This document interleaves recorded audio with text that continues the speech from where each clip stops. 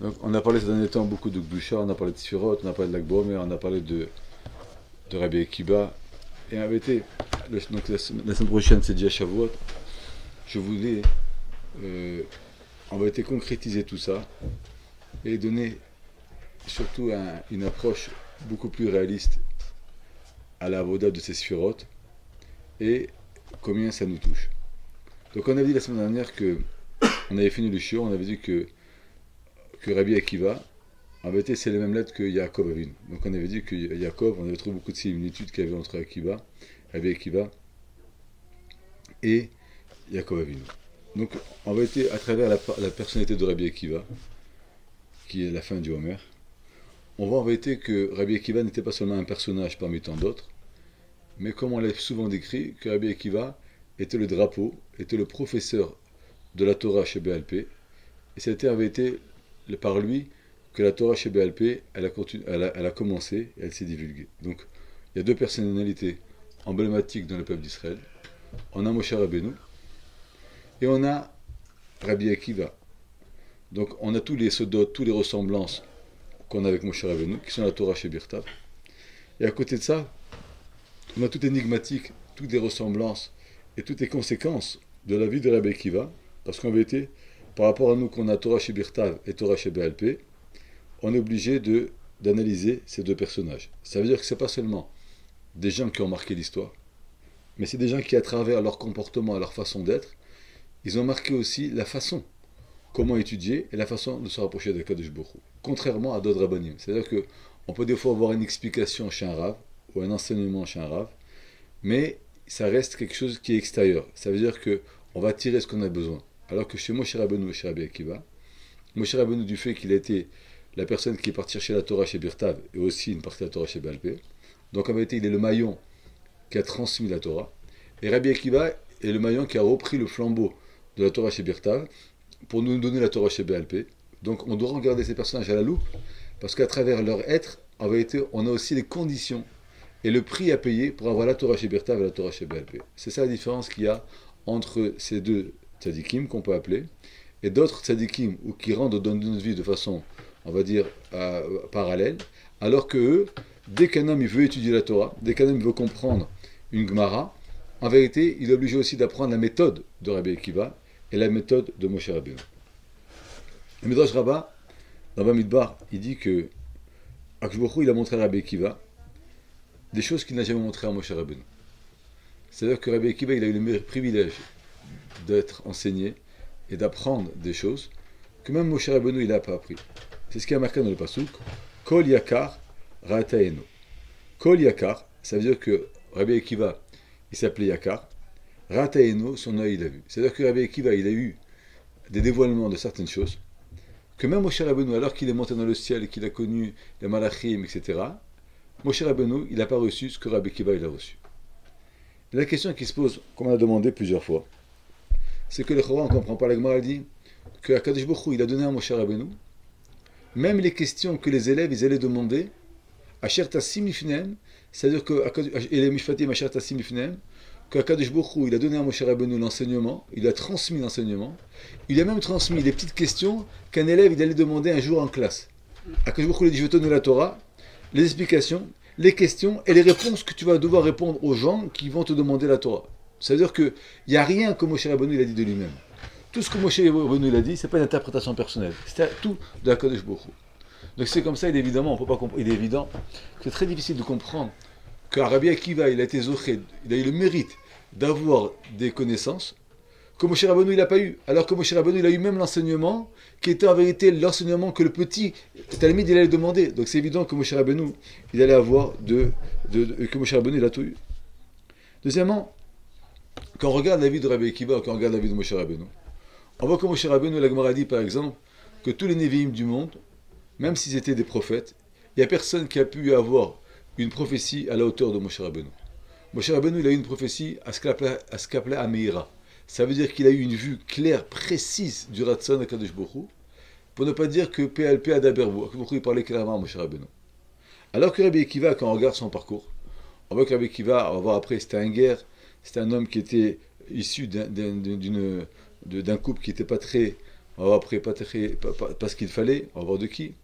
Donc on voit que la Moshe Rabbeinu va y avoir qui Tov. Moshe Rabbeinu il est né Tov. Moshe Rabbeinu il est monté dans le ciel. Moshe Rabbeinu 40 jours il n'a pas mangé.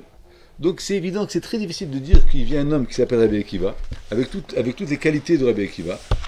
Et on dit que Moshe Rabbeinu il n'a pas eu le privilège d'avoir ce que Rabbi Akiva il a eu. Permettez c'est dit à Gemara, qu'on a dit plusieurs fois, qu'on a ramené. La Gemara d'Amnachot a dit que Akadosh Baruch Hu, quand il a donné la Torah à Moshe Rabbeinu, et quand Moshe Rabbeinu, il a vu les lettres Shatnez, Gaz, Arshin, Aïn, Tet, avec les couronnes, et Moshe Rabbeinu, il a demandé à Kadosh Baruch Hu, Mime Akev Aledecha, c'est-à-dire, c'est quoi le sens de ces couronnes? Alors Kadosh Baruch Hu lui a dit, tu sais, il va y avoir un jour un homme qui va se lever, qui va avoir le sens de ces couronnes. Alors, Moshe Rabbeinu il a dit à Kadosh Baruch Hu, fais-le-moi, laisse-moi le voir cet homme. Il y a marqué que Kadosh Baruch Hu, il a montré Rabbi Akiva, et que Rabbi Akiva, il était entraîné d'Oresh qui très otiote. Rabbi Akiva, chaque fois qu'il voyait une lettre, où elle était placée dans le lettre, dans le mot, avec ça il était d'Oresh des secrets incroyables de la Torah. La Gemara a dit que Tachash Kocho Moshe Rabbeinu, Moshe Rabbeinu, il a eu une faiblesse. Il a dit comment cet homme il connaît tellement de choses. Alors, à ce moment-là, il y a un élève qui a dit à Rabbi Akiva, d'où tu sais tout cet enseignement? Qui t'a appris tout ça? Alors il lui a dit, Alachala Moshe Messinaï. Je ne peux pas te le dire d'où je l'ai eu, mais on sait dans l'âme Israël que c'est une halakha, c'est un enseignement qu'on a reçu de Moshe du Sinaï, et moi je retransmets ce que j'ai appris de Moshe Rabbeinu. Quand Moshe Rabbeinu il a vu ça, alors il a dit à Kadosh Baruch Hu, regarde à Kadosh Baruch Hu, tu as un homme qui est tellement grand qui s'appelle Rabbi Akiva. Pourquoi tu donnes la Torah par moi? Donne-la par Rabbi Akiva. Akadosh Baruch Hu lui a dit, Shtok, tais-toi. Kachala b'marshava trila. J'ai choisi, dans la création du monde, b'marshava, c'est comme ça que j'ai choisi. Moshe Rabbeinu, il a demandé à Kadosh Baruch Hu, si c'est comme ça, montre-moi le schar, le mérite de cet homme-là. Comment il va finir? Et là, il m'a dit que Akadosh Baruch Hu, il a montré Rabbi Akiva, on sait qu'il a une fin tragique, qu'on lui a arraché sa chair avec des peines chaudes parce qu'il a osé enseigner la Torah. Et là, Moshe Rabbeinu, il a redit à Akadosh Baruch Hu, Torah v'zusrara, quoi, c'est ça, le plus grand homme qui est peut-être plus grand que moi, comme ça il finit dans de telles conditions. Et là, Akadosh Baruch Hu, il a répété, Shtok, kachala b'marshava, tais-toi, c'est comme ça que j'ai choisi de le faire, et c'est comme ça qu'il est venu, les mots de la traduction littéraire, c'est Shtok, tais-toi, kachala b'marshava, c'est comme ça que dans ma pensée, j'ai pensé à faire, et c'est comme ça qu'il faut comprendre. Mais Ahmed, il faut comprendre, ça veut dire quoi que Moshe Rabbeinu, il connaissait le Torah chez Birta, donc les mêmes questions, mais il y avait des choses que Moshe Rabbeinu ne savait pas. C'est-à-dire quoi? Que Moshe Rabbeinu, il n'était pas capable de comprendre quelque chose que Rabbi Akiva, il savait. C'est très étonnant de dire ça. Et à part ça, il faudrait comprendre. Pourquoi, à part ça, il faudrait comprendre pourquoi la Gemara, elle dit que l'histoire avec Moshe Rabbeinu et Rabbi Akiva, c'est en vérité, ça s'est disputé sur les couronnes qu'on mettait sur les lettres. La Torah chez BLP, elle a énormément de halachot. On aurait pu dire une halakha que Rabbi Akiva il a dit, que Moshe Rabbeinu il ne savait pas. Pourquoi l'histoire elle s'est passée que Rabbi Akiva il était d'Oresh qui tréotiote les couronnes des lettres, et là Moshe Rabbeinu il a dit je ne sais pas. Et là Kadosh Baruch Hu lui a dit c'est halakha Moshe Messinaï. Mais en vérité, il est évident que ce que Rabbi Akiva il était d'Oresh, c'est pas seulement les kitréotiotes, c'est pas ça qui a fait la différence entre Rabbi Akiva et Moshe Rabbeinu. Ça veut dire que Rabbi Akiva, il connaissait beaucoup d'autres secrets que Moshe Rabbeinu ne savait pas. Et pourquoi la Gemara, elle a choisi, dans l'histoire de nous raconter, que cette interpellation, ce qui a choqué Moshe Rabbeinu du savoir de Rabbi Akiva, c'est à travers comment il était d'Oresh, les kitréotiotes, comment il était d'Oresh, les couronnes des lettres. Et enfin, il faudrait comprendre, ça veut dire quoi qu'on dit les couronnes des lettres? Il y a une lettre, il y a la finition de la lettre. Mais ça veut dire quoi la couronne kitréotiote, le keter des lettres? Donc on a parlé plusieurs fois, il y a plusieurs semaines, du principe du keter. Mais kitréotiote, keter, on a dit que ça avait été le rassemblement, la motivation de toutes les forces vers Akadosh Baruch Hu. On a dit qu'il y avait un keter de keter, ok, malchut keter.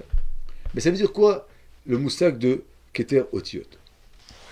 Le Shem Bo Bachlama, qui était un sefer, il pose la question, il dit comment c'est possible que Moshe Rabbeinu, il ne connaissait pas les secrets que Rabbi Akiva il savait. Il dit le Shem quelque chose qui est incroyable. Il dit qu'en vérité, des fois il y a des neshamot qui sont tellement hautes qu'en vérité ils n'arrivent pas à descendre assez bas pour pouvoir comprendre chaque chose. Alors qu'il y a des neshamot qui sont plus basses, mais en vérité qui ont grandi de plus bas. C'est ça les mots qu'il dit. Et après ils arrivent vers le haut, alors ces neshamot-là, ils sont capables de découvrir tous les secrets. C'est-à-dire que c'est quelque chose d'incroyable ce qu'il dit le Shem. C'est-à-dire que si un homme il est né haut, il ne peut pas comprendre. Si un homme il est né bas et il grandit, alors lui il peut avoir plus de secrets que la personne qui est née haut. Et ça aussi, tout le monde lui demande, c'est exactement le contraire. Ça veut dire, c'est comme si on va dire que un homme, il sait lire un livre de recettes, mais il ne sera pas capable de lire un livre, il sait lire un livre de médecine, excusez-moi, mais il n'est pas capable de lire un livre de recettes. Si je suis capable de décoder un livre de médecine, il est évident que je suis capable de lire un livre de recettes. Donc ça veut dire quoi? Plus que la Neshama, elle est née de façon, elle est née avec une madriga qui est très très haute, alors automatiquement on a moins d'asaga vers le bas. Et plus la Neshama, elle commence vers le bas, et qu'elle monte, alors on peut avoir une asaga de beaucoup d'autres choses. Dans les yeshivot, on ramène une parabole du Rav de Brisk, et qu'on va voir, on va essayer d'expliquer. Parce qu'en vérité, lui disait une histoire, il disait que ça ressemble un jour à une personne qui est dans une maison. On lui dit, tu peux sortir de la maison, il va, il sort.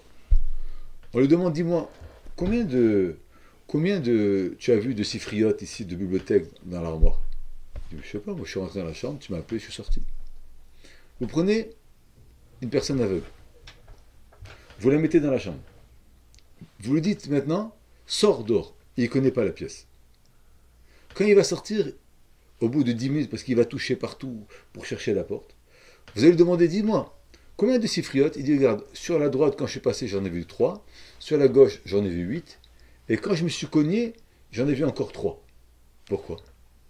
Il disait l'arbre de brise parce que quand on voit les choses, on les voit de façon générale, mais on ne rentre pas dans les détails. Par contre, quand la personne elle a un handicap, ou elle a dû se confronter aux choses, elle a dû apprendre à connaître les choses, il disait l'arbre de brise, là, elle est capable, puisqu'elle a souffert, puisqu'elle a touché, puisqu'elle s'est fait mal, elle est capable de te dire à chaque moment, à chaque pas, qu'est-ce qui l'a gêné et qu'est-ce qui l'a amené à la sortie. Le Rav de Brisk disait ça le Pshat dans la Gemara. Le Pshat dans la Gemara, c'est que Moshe Rabbeinu, il avait une vie d'ensemble, parce que Akadosh Baruch Hu lui a donné la Torah. Rabbi Akiva qui a appris, qui a été confronté à la difficulté de l'apprentissage. Donc en vérité, il est rentré dans les secrets de la Torah. Et comme il est rentré dans les secrets de la Torah, il a été messique des détails que Moshe Rabbeinu n'avait pas vus. C'est très difficile d'apprendre ça de façon pure, parce qu'il faut comprendre que la Torah, encore une fois, c'est comme si vous allez dire quelqu'un il va comprendre un Tosfot, mais il n'est pas capable de lire sans voyelle. Ça veut dire que la Torah, c'est une compréhension. C'est pas une vue. Ça veut dire que dans la Torah, il y a la connaissance A, il y a la connaissance B, mais le B, il est évident qu'il y a le A. C'est-à-dire que c'est la suite. C'est comme si vous allez dire quelqu'un, il va comprendre que, il va vous définir comment Akadosh Baruch Hu, il a utilisé les sphirotes, mais à côté de ça, il va vous dire, je ne sais pas moi s'il existe Akadosh Baruch Hu, mais tu ne peux pas passer par l'un sans l'autre.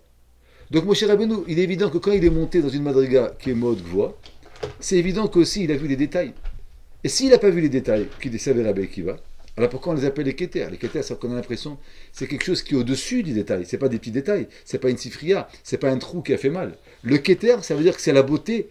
Alors quand Moshe Rabbeinu, comme il voyait de haut, il n'a pas vu la beauté de la chambre, il n'a pas vu la beauté de la Torah. C'est que le pshat que Moshe Rabbeinu, il n'a pas su voir tous ces détails. Il faut savoir que, on a dit souvent, cette manière on a parlé de Yaakov, mais il faut savoir que Rabbi Akiva, c'est le Gilgul de Rabbi Akiva. Pourquoi? C'est que il y a marqué que Rabbi Akiva, c'est le Gilgul de Yaakov, excusez-moi, Yaakov. On a dit déjà plusieurs choses, mais il y a marqué dans les Sfarim Akdoshim que Rabbi Akiva il s'est marié avec 2 femmes. Il s'est marié avec Rachel, qu'on connaît la fille de Kalba Savoie, que d'après certains, Kalba Savoie était Lavan, et Rachel c'était Rachel Imenu. Et Rabbi Akiva il s'est marié avec une autre femme, Une autre femme avait été déjà une femme qui était un peu moins vertueuse, que la Gemara n'en parle pas de façon claire. Cette femme-là, on dit que c'était la Bechina de Léa. Ça veut dire que Rabbi Akiva, il a eu une vie avec elle. Il a eu d'autres enfants avec elle. Mais on dit que c'était la Bechina de Léa. C'est-à-dire que Jacob, il a eu Rachel et Léa. Et Rabbi Akiva aussi, il a eu Rachel et Léa. Jacob, il a considéré Rachel Akeret Abaït, la principale de sa maison. Rabbi Akiva, il a considéré Rachel, la femme de Rabbi Akiva, Shelcha, Veshelaem, Shelaï. Toute l'étude qu'on a fait ensemble, elle revient à Rachel. C'était Akeret Baït, c'était qui? C'était Léa. On a été encore beaucoup plus loin. On a dit que Yaakov, c'est les lettres donc de Akiva. Il y a marqué dans les Sfarim que c'est les lettres de Akiva, Yaakov, mais il y a un Aleph qui est en plus. Le Aleph, c'est le mot de Adam Arishon. Ça veut dire que le mot Rabbi Akiva, c'est pas seulement les lettres de Yaakov, mais c'est les lettres de Yaakov avec Adam Arishon. Et là aussi, il faudrait comprendre, c'est quoi cette composition de Yaakov, Adam Arishon, et où Rabbi Akiva, il a pris tout ça, et Rabbi Akiva, il a construit les yeshivot qu'on a connus. Avant d'expliquer ça, il y a un Tikkun Zohar qui ramène quelque chose de très intéressant, et qui ramène dans tous les Sfarim. C'est qu'on sait que, quand on lit l'histoire dans la Torah, que Yosef, il a été confronté à la femme de Eshet Potiphar, à la femme de Potiphar. Nous on sait que Yosef, il s'est sauvé. Il y a marqué dans la Gemara déjà, et c'est marqué dans le Tikkun Zohar. Quand avait été Yosef, au moment où il s'est sauvé, il a eu 10 gouttes de semences, 10 gouttes de kéri, de zera. Et ces 10 gouttes de kéri, ça a fait, étant donné que c'était un homme qui était très grand tzaddik, mais comme ils ont été les batalas, ils n'ont pas pu être exploités. Et d'après même certains Sfarim, si Yosef il avait gardé ce zera-là, ben il aurait eu lui le privilège d'avoir les 10 shvatim. Mais comme il a perdu ces 10 gouttes de kéri, il a perdu le moussak de shvatim. Seulement les enfants, comme Ephraïm ou Menaché, qui les a eu avec une femme, alors là ils ont redevenu le statut des shvatim. Ou sinon, ou bien on aurait eu 10 autres shvatim, ou on aurait eu 20 shvatim en supplémentaire. Mais ça veut dire que Yosef, il avait la bechina d'avoir des shvatim au même titre que Yaakov qui était le kadosh. Quand Yosef il a perdu ces 10 gouttes de zera, il y a marqué dans le Tikkun Zohar que ces gouttes-là qui étaient des gouttes d'un homme qui était extrêmement kadosh comme Yosef, elles sont devenues des grands Talmidei Chachamim. Mais ça a été les Neshamot de Harugei Malchut. Ça a été les Neshamot des hommes, des 10 Rabbanim, qui ont été condamnés à mort par les Romains, chacun d'une façon cruelle. Et là, ils ont retrouvé le tikkun de ces gouttes-là qui étaient perdues. Ils ont été au service d'Akadosh Baruch Hu. Il faut savoir que dans les Asara Harugei Malchut, en vérité, il y a marqué dans les Sfarim, c'est que les Shvatim, quand ils ont vendu Yosef, ils ont perdu quelque part leur titre de Shevet. Parce qu'ils ont fait quelque chose qu'il ne fallait pas. Mais il y a marqué que les Shvatim, ils ont pris 10, ils se sont mis à 10, ils ont décidé d'un minyan qu'il fallait vendre Yosef. C'était qui le 10e qui a complété le minyan? Car ils n'étaient que 9, parce que Reuven et Yehuda n'étaient pas là. C'était Yosef. Yosef, même s'il était contraint, il était attaché, il était en prison. Mais Yosef, c'était le 10e du minyan. Et Yosef, donc, il faisait partie de Asara Harugei Malchut. Et qui c'est qui a pris la Neshama de Yosef? On dit ça Akiva ben Yosef. Ça veut dire que Rabbi Akiva, qui était ben Yosef, son père il s'appelait Yosef, en vérité Rabbi Akiva, c'est lui qui a pris la Neshama de Yosef Hatzadik en lui-même, et c'est lui qui a donné le tikkun à Yosef Hatzadik, et c'est lui qui a donné, donc il faisait partie à Harugei Malchut, c'était le premier d'Harugei Malchut, il était Akiva ben Yosef, c'est-à-dire qu'il avait la Neshama de Yosef, et bien sûr il avait aussi les capacités de Yosef. Et la question qui se pose, c'est qu'on parle de Kéri, on parle de 10 gouttes de semences qui ne sont pas Gdushim. Alors c'est vrai qu'il y avait un potentiel terrible pour avoir une doucha, mais ça veut dire quoi que, imaginez-vous quelqu'un il est Zara Levatala, et on va lui dire, tu sais, les 10 gouttes que tu as perdues, en vérité tu as 10 tzadikim qui vont naître, ils vont finir tragiquement, mais on va les prendre, on va les mettre dans des tzadikim. C'est Asara Harugei Malchut, c'est quand même les 10 personnages les plus importants du Am Israël, Rabbi Chana ben Teradion, Rabbi Ishmael, c'est des gens qui ont donné un message dans la Torah, c'était les plus grands Tanaïm du peuple d'Israël. Et comment on peut dire qu'ils viennent, de qui ils viennent? Ils viennent de cette personne-là, c'est-à-dire ils viennent de qui? Du Kéri de Yosef, Et Rabbi Akiva, qui était le chef, qui était le maître suprême de la Torah chez Baal Pé, il vient de la première goutte de Kéri de Yosef. Pourquoi je vous dis ça? Parce qu'il faut savoir que Yaakov Avinu, il a été zoché à l'aneshama de Rabbi Akiva, de Yaakov Avinu, Rishit Oni. Yaakov Avinu, il a dit à son fils, avant de mourir, sache une chose, Rouven, Rishit Oni, c'est la première goutte de semence que j'ai. J'ai jamais perdu une goutte de semence. Première goutte que j'ai eue, c'était toi, mon fils, Rouven, alors qu'il avait 84 ans. Il est sorti Rouven. La première goutte de Kéri de Yosef, il sort qui? Il sort Rabbi Akiva. Ça veut dire que quoi? L'autre, il a fait le tikkun de se retenir, et Yaakov Avinu, il a eu Rouven. Et Yosef, il a eu du Kéri. C'est vrai qu'il a été contraint, mais comment c'est possible que d'une goutte de Kéri, on l'appelle en vérité l'aneshama de Rabbi Akiva? Et bien, il y a marqué dans les Sfarim que ce qu'on a dit que dans le Midrash Rabbah tout à l'heure, qui a marqué que Kol Yakar Rataeno, c'est ça que je demande. Cette goutte d'abord elle est tamée, elle est impure, c'est le fruit du naver.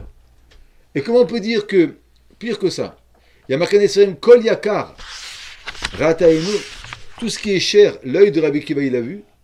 Et ça veut dire, il ne faut pas dire Yakar. Yakar c'est la lettre de Kéri. C'est-à-dire que tous les Kéri, quand il a été perdu, Rataïno, Rabbi Akiva, il était machlim en voyant la Torah. C'est-à-dire que, quelque chose qui est quand même incroyable, c'est qu'on a l'impression que ce Maaseh Avera qu'il a fait Yosef, ou qu'il a été forcé à faire, il en reste que ça a donné une Neshama de Rabbi Akiva, une Neshama de Rabbi Shmuel, une Neshama de Rabbi Chana ben Teradion, alors que le Chora, ça devrait être quelque chose qui devrait être entièrement condamné. Et comment on peut expliquer que ça s'appelle la Neshama de Rabbi Akiva, de Yosef? Pour continuer à comprendre, savoir qu'il y a marqué dans le Midrash Rabbah que Akadosh Baruch Hu, quand il a créé Adam Rishon, il y a marqué que Akadosh Baruch Hu, il lui a créé un talon à Ekev. Et ce talon-là, il était tellement brillant, quelque part, il faisait de l'ombre au soleil. C'est-à-dire que Adam Rishon, pour comprendre qui était Adam Rishon, il y a marqué dans le Midrash que le talon d'Adam Rishon, pas la tête, seulement le talon d'Adam Rishon, il faisait de l'ombre au Chama qui a été créé. Et bien sûr, l'Arizal, il dit Ekev Adam Rishon est égal à Rabbi Akiva.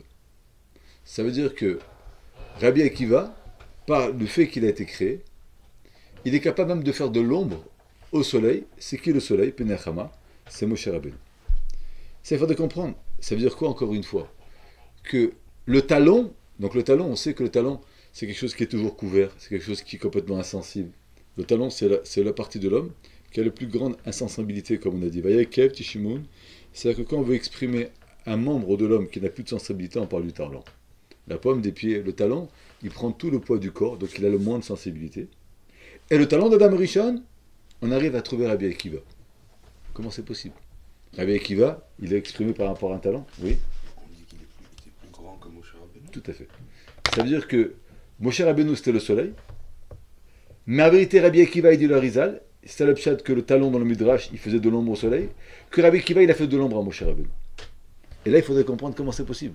Non seulement, donc là maintenant, on est clairement dans le débat, que c'est pas que Rabbi Akiva, il avait compris certaines choses que Moshe Rabbeinu, il avait compris, c'est que Rabbi Akiva, dans une certaine partie, il a mis de l'ombre, clairement, à la position de Moshe Rabbeinu, et il a carrément dépassé Moshe Rabbeinu dans une brina, que son talon, il enlevait le reflet du soleil. Donc ça, il faudrait comprendre comment ça marche.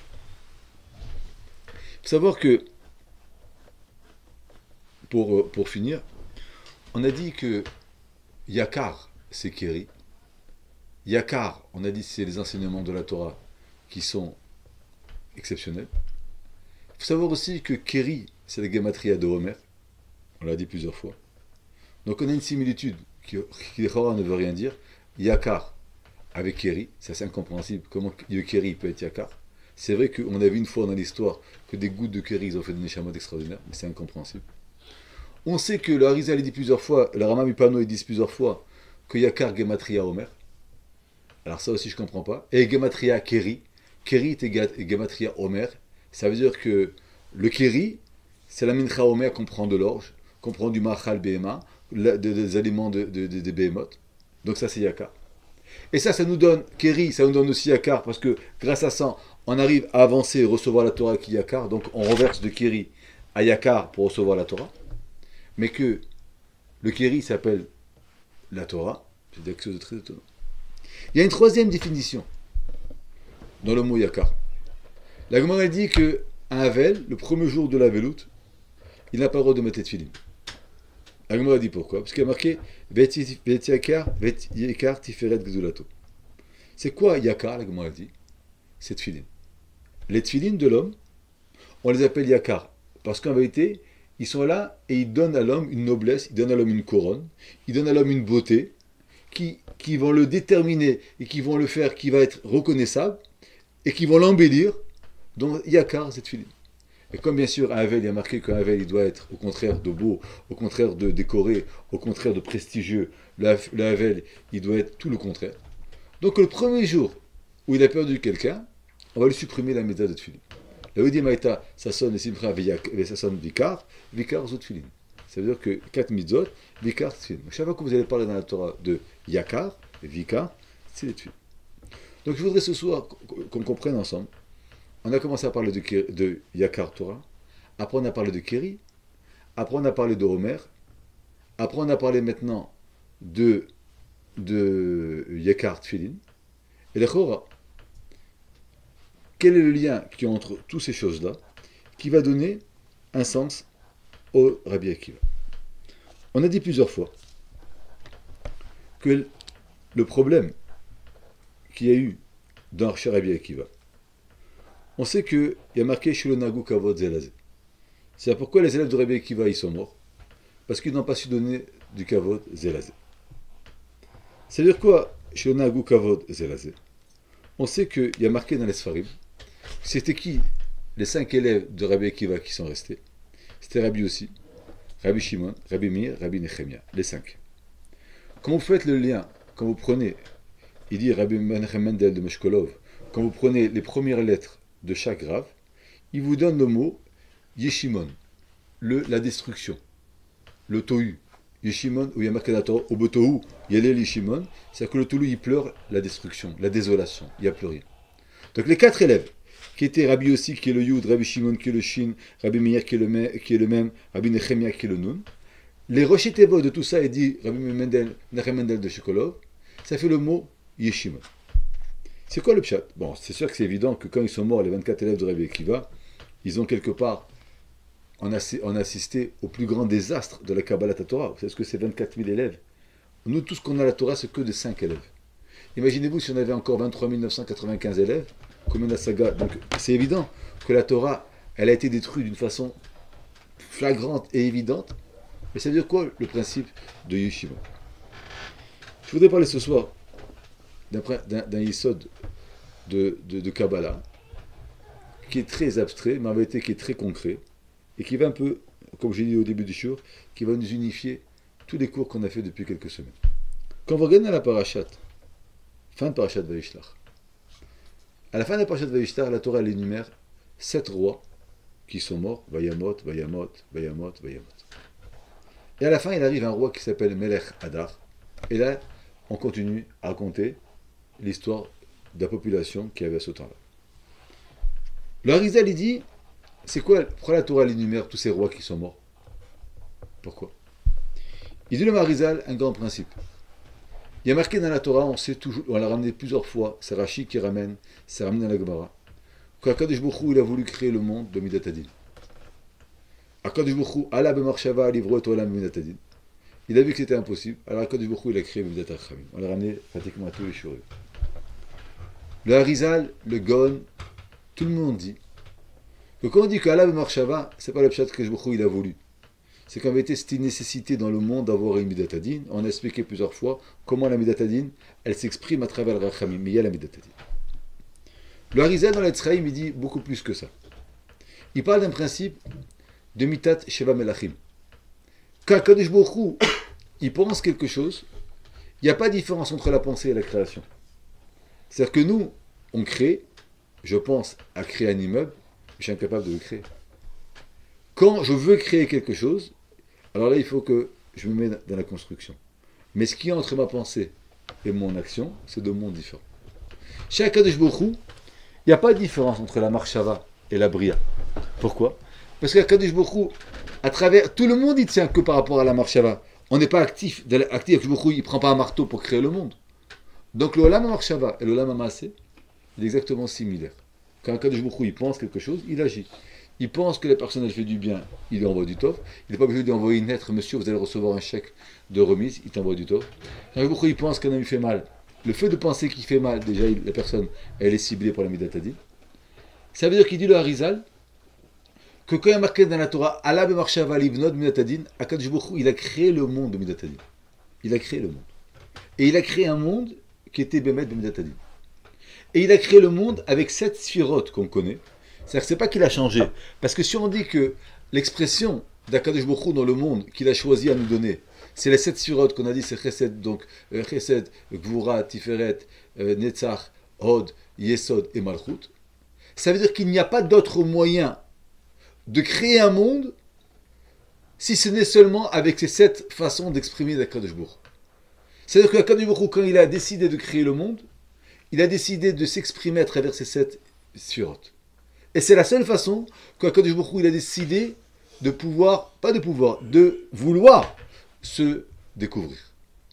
Ça veut dire que même si on dit qu'Akadosh Baruch Hu, il a voulu créer un monde de din, Akadosh Baruch Hu, il a toujours créé le monde de din avec les mêmes outils. Mais, il a vu que les outils n'étaient pas adaptés, alors Akadosh Baruch Hu, il a dû le recréer. Ça veut dire qu'on a appris deux choses déjà. Quand il y a marqué Allah be'marshava, c'est pas que Baruch Hu, il a pensé, alors je change mon projet. Allah be'marshava, c'est que Baruch Hu, il a créé. Deuxièmement, quand on parle de 7 malachim qui sont morts, c'est-à-dire qu'Akadosh Baruch Hu, il a créé un monde où en vérité il s'est exprimé à travers les 7 sphirotes, mais seulement les 7 sphirotes ont été dans le din. On va expliquer ce que ça veut dire. Et comme ils ont été dans le din, Akadosh Baruch Hu, il a été obligé de casser le monde. Il a été obligé de recréer un nouveau monde, toujours avec les 7 sphirotes. Et là, il leur a donné un kivun différent. Il leur a donné une direction un peu plus différente. C'est la direction qu'on a maintenant des 7 sphirotes. Donc ça veut dire que quand Akadosh Baruch Hu, il a voulu créer le monde de Midatadin, c'est pas que Baruch Hu, il a dit je vais faire le din, comme on explique. Non. Baruch Hu, il a créé le chesed, il a créé la gvura, il a créé la tiferet, il a créé le nifsar, il a tout les créé. Mais seulement le problème, l'idée, c'est que toutes les midotes, comme on va expliquer, il faut comprendre que ça veut dire quoi, elles se sont liées pour faire un monde de din. Baruch Hu, il dit ça marche pas comme ça. Vous ne pouvez pas vous exprimer. C'est-à-dire que le chesed, il devenait un chesed bedin, je te donne parce que tu mérites. La gvura, c'était le din. La tiferet, c'est qu'elle disait, il faut montrer que Akadosh Baruch Hu, il est beau. Donc on va dire, il est beau, c'est quand on travaille, on a un mérite. Quand on ne travaille pas, on n'a pas de mérite, c'est la plus grande tiferet. Et le netzach, bien sûr, il disait, il faut que les choses, elles restent à jamais. Donc celui qui n'a pas, on va punir. Le hod, il fallait absolument que les choses, elles soient à la perfection. La malchut, c'est entièrement din. Vous dit, ça ne marche pas. Il a redétruit. Il a recréé un monde. Et là, il a fait attention que les 7 sphirotes, elles puissent s'exprimer chacun avec du din, avec de la rachamim. Et ça, Bémet, il faudrait qu'on comprenne ce soir, c'est-à-dire qu'Akadosh Baruch Hu, il a recréé un monde où en vérité Akadosh Baruch Hu, il a rééquilibré ce monde-là avec un din et rachamim. Il faut savoir, pardon. Il a les 7 rois à travers. Voilà. Donc quand il a éliminé les 7 rois, c'est qu'en fait il a éliminé ces 7 sphirotes. Il a créé le Melech Hadar. Hadar, c'est quelque chose. Hadar, c'est quoi Hadar? C'est quelque chose de beau. Ça avait été une autre façon. C'est pas un huitième, c'est quoi? C'est une autre façon qui a redonné naissance à cette sphirote. Avant ça, c'était uniquement dit. Entièrement. Ça veut dire qu'il avait créé Chesed Gvura, mais pour une raison qui était on va essayer de comprendre. Elles se sont tous liées dans un chemin qui était le dit. Et là, quand Baruch Hu, il a dit c'est pas possible. Donc Baruch Hu, il a tué les 7 rois. Et après, quand Baruch Hu, il avait été créé ce Melech Hadar. Et il y a marqué dans la Rizal, c'est qui le Melech Hadar? C'est Rabbi Akiva. Là, on va essayer de comprendre qu'est-ce que ça veut dire. D'abord que Baruch Hu, il a créé cette sirote qui se sont mis dans le din. Et que ça veut dire quoi que Baruch Hu, il a recréé cette sirote qui se sont mis dans la rachamim. C'est-à-dire que les sirotes, c'est l'expression d'Akadosh Baruch Hu. Donc c'est l'expression d'Akadosh Baruch Hu, c'est-à-dire qu'elles se sont mis dans le din. Une sphira, elle n'est pas seule. C'est pas que je dis, il y a Chaim et il y a Jacob, chacun l'a choisi. Une sphira, c'est l'expression d'Akadosh Baruch Hu. Donc elle ne peut pas s'exprimer en elle-même dans Midatadin. Donc comment c'est possible que l'expression d'Akadosh Baruch Hu, elle est devenue din si lui, il n'avait pas un ratson de devenir din? C'est un problème. Et c'est-à-dire quoi que Baruch Hu, il a changé. Alors Rizal, il dit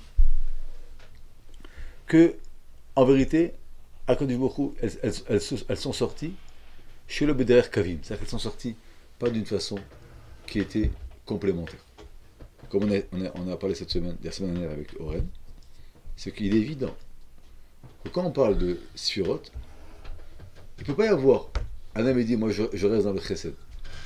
Quand tu veux utiliser les Sphirot, tu veux dire je commence par le chesed, j'ai fini par la malchoute. Tu restes dans le chesed, c'est du znout.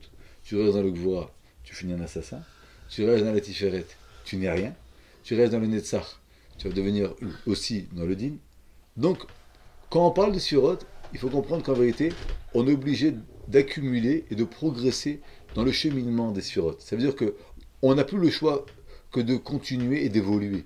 Mais si un homme il s'arrête, comme on a parlé cette semaine, en vérité il y a un problème. C'est-à-dire que les Sphirot, ils ont une valeur seulement si elles sont b'shlemut. Ça veut dire que quand on arrive à les travailler de façon parfaite, alors là elles prennent leur valeur.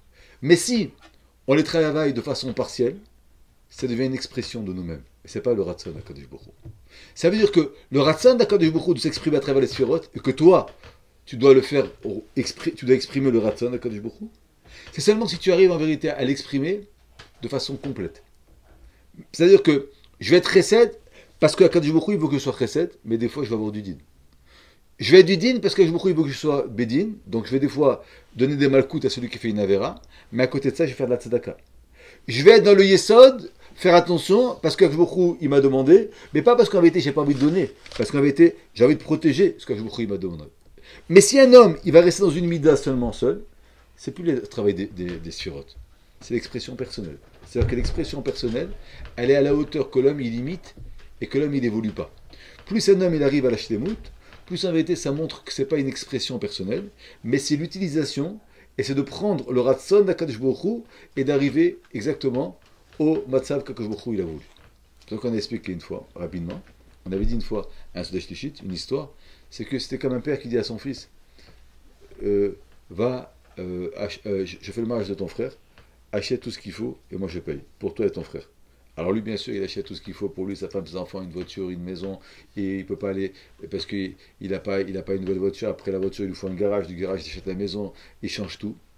Et le frère, il arrive, et il a un petit costume. Après le mariage, il va chez le père, il dit, papa, tu me payes? Il dit, non, je ne te paye pas, je te paye un costume. Parce que si tu savais que tu avais tout acheté pour mon ratson, tu aurais fait pareil à ton frère. Maintenant qu'en vérité, tu as acheté pour toi des millions, et que tu as dépensé pour ton frère un costume, ça montre qu'en vérité, ce que tu as fait, ce n'était pas le Ratzon Hashem. C'était ton expression à toi que tu as utilisée par le Ratzon Akadosh Baruch Hu. Donc c'est exactement pareil pour les Sphirot. Les Sphirot, s'il y a une shlemut, on complète le tableau de façon parfaite, donc en vérité ça montre que les Sphirot, c'est la représentation du Ratzon Hashem. Si maintenant je m'arrête au Chesed, au Odin, ou à la Gvura, ou au Tiferet, c'est moi qui parle à travers les Sphirot, mais je n'ai pas encore touché le Ratzon Akadosh Baruch Hu. Donc c'est-à-dire que les Sphirot, elles ont un sens seulement s'il y a une shlemut. Et qu'elles sont complémentaires, et qu'elles sont graduelles. Ça, on commence par le chesed, après on arrive au din. Mais si maintenant quelqu'un, il va arriver à la malchoute, mais il n'a pas commencé le chesed, il ne peut pas y arriver. Malchoute de quoi? Tu ne peux pas arriver au din si tu ne passes pas par le chesed, parce qu'automatiquement, ça veut dire que le din, c'est ton expression. Mais quand tu es de naturellement chesed, et qu'après tu te restreins, tu arrives au din, donc le din, il prend une valeur. Mais si le din, comme normalement chez tout le monde, il est au-dessus de tout, donc en vérité, c'est l'expression de mon din. Donc on voit que dans l'ordre déjà de chesed et din, ça veut dire qu'en vérité, le din il a une valeur de sphira parce qu'il vient après le chesed. Mais si la gvura elle venait avant le chesed, c'est pas une sphira, c'est l'expression personnelle de ce qu'un homme il a égale dans la personne. Donc les sphirot, elles ont un mahalach du Ratzon Hashem, seulement si elles ont une shlemut. Donc quand on dit que les sphirot, elles n'ont pas été à la hauteur d'Akadosh Baruch Hu, ça veut dire qu'Akadosh Baruch Hu il a fait un monde où en vérité, dans ce monde qu'il a créé, donc c'est pas plus seulement les sphirot, on est obligé de dire, pourquoi il a peut-être créé même une expression, des gens qui ont commencé à exprimer le Ratzon Hashem. Et il dit le Rizal, mais seulement elles se sont centrées sur le din. C'est-à-dire qu'elles ont compris que si Akadosh Baruch Hu nous demande d'utiliser son Ratzon, ça avait été Akadosh Baruch Hu, c'est un roi de din. Ça veut dire qu'il n'y a pas de mérite dans le monde sans avoir une avoda, et c'est sur cette base-là qu'Akadosh Baruch Hu il a voulu créer. Donc qu'est-ce qui s'est passé? Au lieu que les sphirot, elles commencent en vérité à avoir un complémentaire, que chacune, elle puisse amener quelque part son grain de poivre, et elle peut amener son savoir à l'ensemble des sphirotes, chacune elle a voulu imposer sa sphira en la mettant de façon excessive et de façon déterminante, c'est ce qu'on appelle le din. C'est quoi le din? Ça veut dire que j'ai le droit, moi, d'exister parce que je suis, et c'est comme ça qu'il faut être. Accepter l'autre, c'est le chesed. Accepter l'autre, c'est le hod, c'est la gvura. Ça veut dire qu'accepter l'aide de l'autre, accepter l'existence de l'autre, c'est le hod. Accepter que pour pouvoir exister à long terme, j'ai aussi besoin de l'autre, c'est le netzach. Accepter que nous avons tous besoin d'être ensemble pour pouvoir exister, ça c'est la malchoute, parce qu'à il ne suffit pas d'avoir Ephraim Crémézy dans un bureau en train d'étudier. Il faut avoir un monde qui est complet, c'est la malchoute. Donc ça veut dire qu'en vérité, quand je travaille avec le din, si moi je suis à la hauteur, alors ça suffit. Par contre, quand je travaille avec les autres midot, je comprends qu'en vérité, le din il a une valeur, mais il est évident qu'Akadosh Baruch Hu, il n'est pas intéressé d'avoir 3 personnes dans le monde qui ont une shlemut, alors que le monde il part. Donc automatiquement, Akadosh Baruch Hu, il est beaucoup plus étendu que ça. Donc quand on parle de sphirot et détruit les sphirot, c'est-à-dire que la différence qui avait fondamentale avant et maintenant, c'est qu'avant on a pris le monde d'avant, la création d'avant, je parle même parce qu'il y en a qui disent que il a créé peut-être un monde d'avant, c'est possible. Il y avait en vérité une expression de chaque sphira par rapport à elle-même, et le monde avait été, il se séparait, ça veut dire que chacun, il développait la sphira, mais de façon extrême et de façon unique. Mais ils n'ont pas compris qu'est-ce qui s'appelle la shlemut. On n'a pas attribué sur Rabbi Akiva. Alors que Rabbi Akiva, c'est Hadar. Rabbi Akiva, il est au-dessus. C'est-à-dire que Rabbi Akiva, c'est le niche. On va parler de ça. C'est Hadar. Ça, j'ai dit déjà, avant de commencer, j'ai dit que Rabbi Akiva, c'était lui le Melech Hadar. C'est le 8e. On va expliquer pourquoi. Mais avant d'arriver à Melech Hadar, il faut comprendre d'abord qu'est-ce qui nous manquait dans les sphirotes. Oui. Par rapport à Kedat Yitzhak et Abraham Avinu, si on prend le. C'est quel sphira on parle? Minastam, d'Abraham Avinu, c'était la Gvura. C'est comme ça qu'il a créé la Gvura. C'est-à-dire qu'un père qui est chesed, il est capable de tuer son fils. Mais en sachant, et je ne pourrais pas développer maintenant, je vous dis que la plus grande Gvura, c'est le chesed. Le vrai chesed, c'est la Gvura. Ça veut dire, et ça on va discuter un peu ce soir, mais il faut savoir que la Gvura et le chesed, elles sont opposées dans nos moussagim. Mais le plus grand chesed, c'est de donner à l'homme d'être à la hauteur de sa Gvura. Ça veut dire que, on a dit plusieurs fois, vous allez dans une épicerie, vous payez l'addition de quelqu'un, c'est du chesed. La plus grande chesed, c'est de lui donner un travail qui va pouvoir payer sa note. Automatiquement, c'est vrai qu'il a travaillé pour ça, il va payer, mais il va être le plus honoré parce qu'il n'est pas passé par votre chesed. Il est passé par une gvoura, il y a un chesed qui lui a donné une gvoura. Donc je vous dis ça parce qu'en vérité, c'est des opposés mais qui se complètent. Ça, on en a parlé une fois dans la parachat, vous vous rappelez, Chaye Sarah, quand on a expliqué le Niséan de la Kedat Israël. Donc, on a expliqué déjà l'union de cette malachim. On a expliqué ce soir le problème, donc pourquoi ça n'a pas tenu, pourquoi Kadosh Baruch Hu il a recréé. On a beaucoup concrétisé ça dans notre travail à nous, c'est-à-dire que la Klaliut est Sphirot. À côté de ça, il faut savoir que Kadosh Baruch Hu, il a créé ce qu'on appelle le kavod. Et là, je vais m'expliquer. Il y a marqué pourquoi Kadosh Baruch Hu, il a donné à l'homme les mitzvot. Pourquoi Kadosh Baruch Hu, il a donné à l'homme tellement d'obligations? On a ramené souvent la durée du Ramchal, les paroles du Ramchal. Que le Ramchal, il dit parce que Kadosh Baruch Hu, il ne voulait pas que le monde il soit un pain de honte, un pain de kisoufa. C'est-à-dire qu'il y a des gens qui profitent, et qui ne sont pas capables de payer. La seule solution, comment payer, c'est qu'un Kadosh Baruch Hu, il fait un srar, il fait un onesh. Si un Kadosh Baruch Hu, il fait, comme j'ai expliqué tout à l'heure, le chesed et la gvura, ça veut dire qu'en vérité, me donner, c'est du chesed. Mais le plus grand chesed du monde, c'est me donner et me donner la possibilité de payer. C'est pour ça qu'il y a marqué dans la Torah que avant la faute d'Adam Rishon, Adam Rishon et Chava, ils étaient tout nus, ils n'ont pas eu honte. Dès qu'ils ont fait la Avera, il y a marqué, ils ont vu qu'ils étaient nus, ils ont eu honte. C'est que le pshat de la Rizal. Avant la Avera, Adam Rishon et Chava, ils avaient tout gratuit dans la Méden. Après la Avera, on va expliquer pourquoi. Akadosh Baruch Hu, il a dit, on ne peut pas créer un monde, en vérité, ils vont vivre toujours de moi. Je suis obligé de leur donner un sens à leur vie, je suis obligé de leur donner la monnaie de quoi payer. Et ça, quelque part, on est obligé de dire qu'il n'y a pas de punition chez Akadosh Baruch Hu, mais ça va les stimuler, ça va les protéger, ils ne vont pas tomber encore plus bas. La question qui se pose, c'est pourquoi Akadosh Baruch Hu, il est obligé de passer par le Nahama de Kisoufa, par l'effort, pour nous donner ce qui nous revient. Akadosh Baruch Hu, il aurait pu nous rendre responsables, ou il aurait pu nous donner une autre façon, parce que je vous prie, il est tout capable, sans me donner à moi tous ces efforts pour pouvoir bénéficier de ce que j'ai. Pourquoi Kadosh Baruch Hu, il a fait tellement de difficultés? Pourquoi Kadosh Baruch Hu, il a fait tellement d'épreuves? Parce que non seulement, c'est vrai qu'il a rectifié le problème de la honte de recevoir, mais à 99,9%, on n'est jamais à la hauteur. C'est-à-dire que tu mets en vente quelque chose, en vérité, je me ferai toujours. Tu veux pas que j'ai honte, mais j'ai honte de l'échec. Tu veux pas que j'ai honte de me nourrir, mais quelque part, tu mets du pain en vente à $1 million. Alors, personne ne peut payer. Donc, quand on arrive à la caisse, j'ai fait payer. Voilà, j'ai seulement $10. Ah, tiens, pas $10. On va faire un crédit, on va demander si on peut vous aider. Et ça commence les bouchottes. La vie, c'est vrai que j'ai un mérite. Mais la vie, je paye très cher le prix. Chaque avéra, je le paye. Chaque avéra, il y a un digne. Et qui c'est qui peut dire qu'il a la hauteur de payer ce qu'il doit payer dans ce monde? Donc, il a créé un système avec Kadosh Baruch Hu, où c'est vrai qu'il me donne de l'estime qui n'est pas d'un mec de Kisoufa. Mais quelque part, il se retourne, parce qu'en fait, quand je fais le bilan de ma vie, quelles sont les fois où je peux dire que j'étais à la hauteur? C'est très rare. Donc maintenant, qu'est-ce qui vaut mieux? Il vaut mieux recevoir du pain en cadeau, ou il vaut mieux me donner une mission, de toute façon je vais échouer. Alors c'est quoi le plus grand nama de Kisoufa? En fait, il faut comprendre qu'il n'y a pas le choix. Et je vais expliquer. Nous on croit que nama de Kisoufa, c'est un extra. Nahama de Kisoufa de l'homme, c'est en vérité le moyen qu'il existe. Pourquoi j'existe? Parce que tu me donnes, j'existe pas. Si je suis entièrement dépendant de quelqu'un, je n'existe pas. Quand Kadosh Baruch Hu, il a décidé de nous donner un effort, il nous donnait le prix de l'effort, ça c'est pas seulement que Kadosh Baruch Hu, il a voulu nous enlever la honte.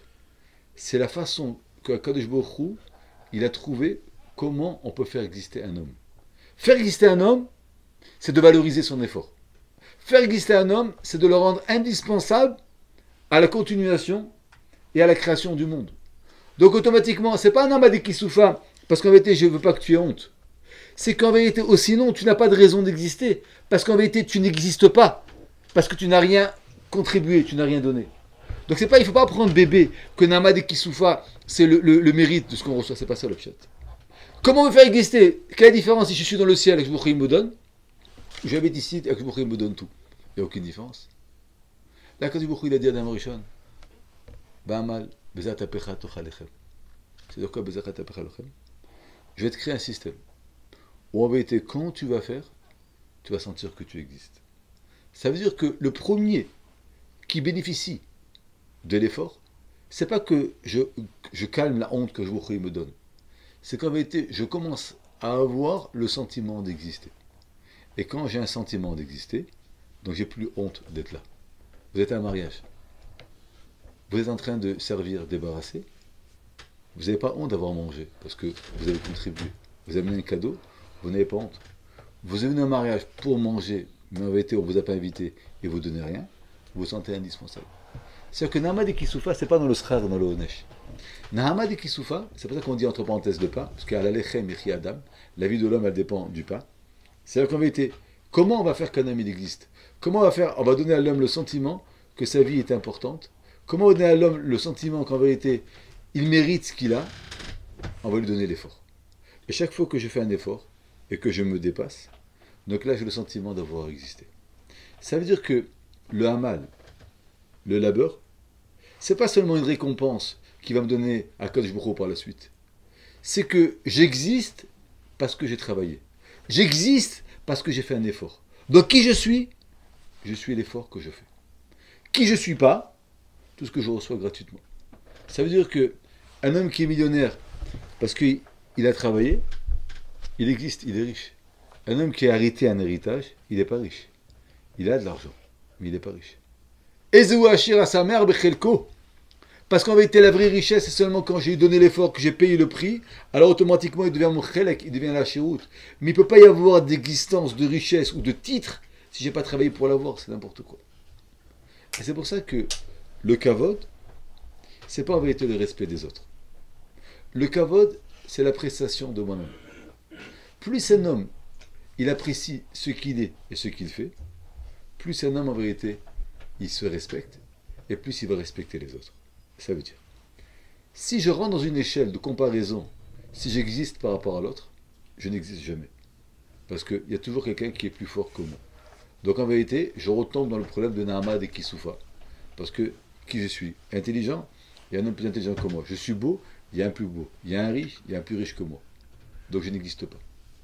La seule façon d'exister, c'est en vérité apprécier mon amal, apprécier mon effort, qui va me donner une appréciation personnelle, qui va me donner une raison d'exister, et automatiquement, dès que j'arrive à m'apprécier, alors après je peux comprendre que l'autre, il n'est pas mon concurrent, mais que l'autre, en vérité, c'est le fruit aussi d'un autre effort. Ça veut dire que le kavod qu'on demande à un homme, c'est pas le pshat de respecter l'autre. Et comme ils disent les Rishonim, mais si tu t'aimes pas à toi-même, est-ce qu'il faut que tu aimes comme les autres? C'est pas ça le pshat.